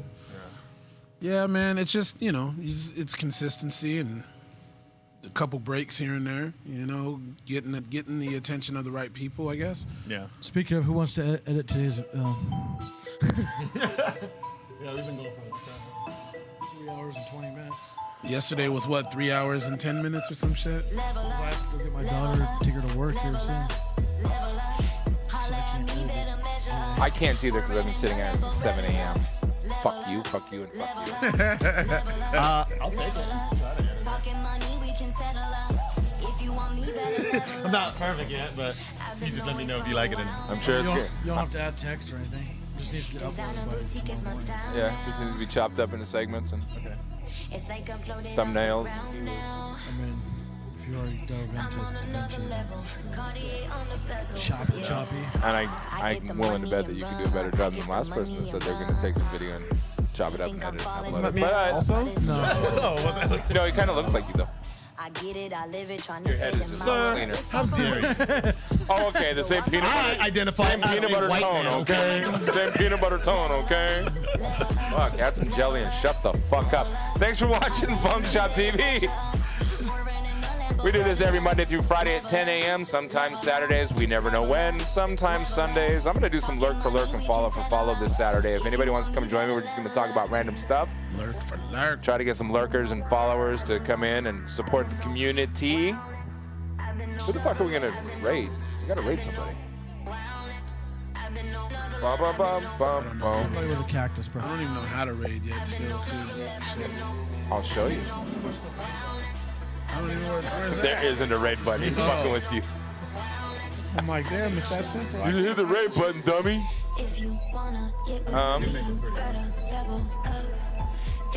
Oh man, are we gonna raid somebody stupid dancing around for fucking lots of views? Are we gonna raid somebody that looks like they... What the...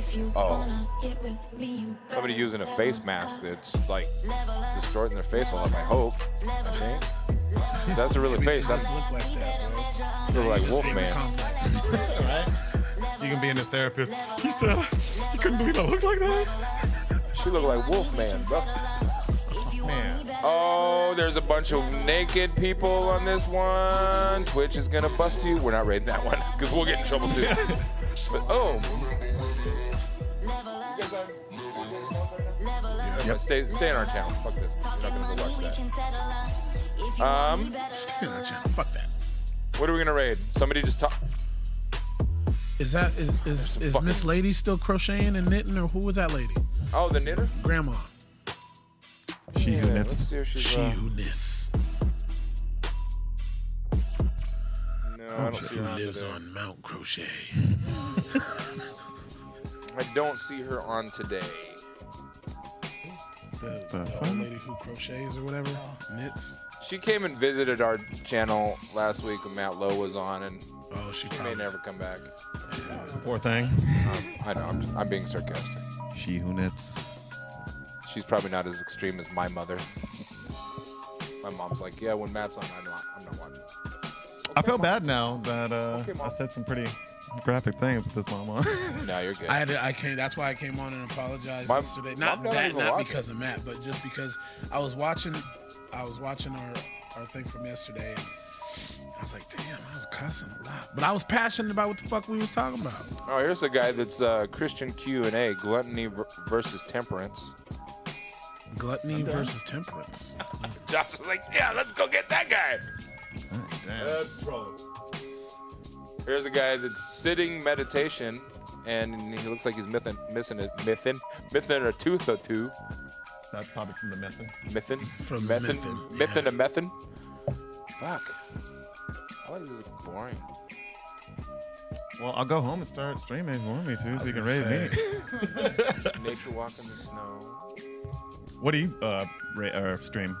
Well, the one just in my room is just random shit. Just like IRL. But I have a actual podcast, the D podcast experience that I film, that I'm going to start filming here. Nice. But the one at my house is more or less me getting used to Twitch. Twitch and finding out what does what and all that kind of stuff. Yeah. So it's nothing real big, but it's, and I talk about shit that's just on my mind, and yesterday I think was my first actually legitimate type of stream, which went for like 2 hours and 15 minutes. It didn't even feel like that. Yeah. Really, you know what I mean?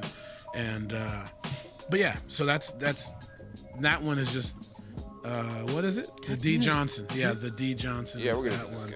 And then the D podcast experience is my podcast. And my podcast, I want to get to, because the whole reason I even wanted to. Thanks for tuning in. We love you. Stick around. We're about to raid. Is because. Make sure you come and hang out with us tomorrow morning at 10 a.m. FunkShop TV. Right here on twitch.tv/FunkShop TV. You could also check out all the past episodes on youtube.com/FunkShop TV. Don't go anywhere. Here's our disclosure. And I just use my. And we're heading to raid. One in my room.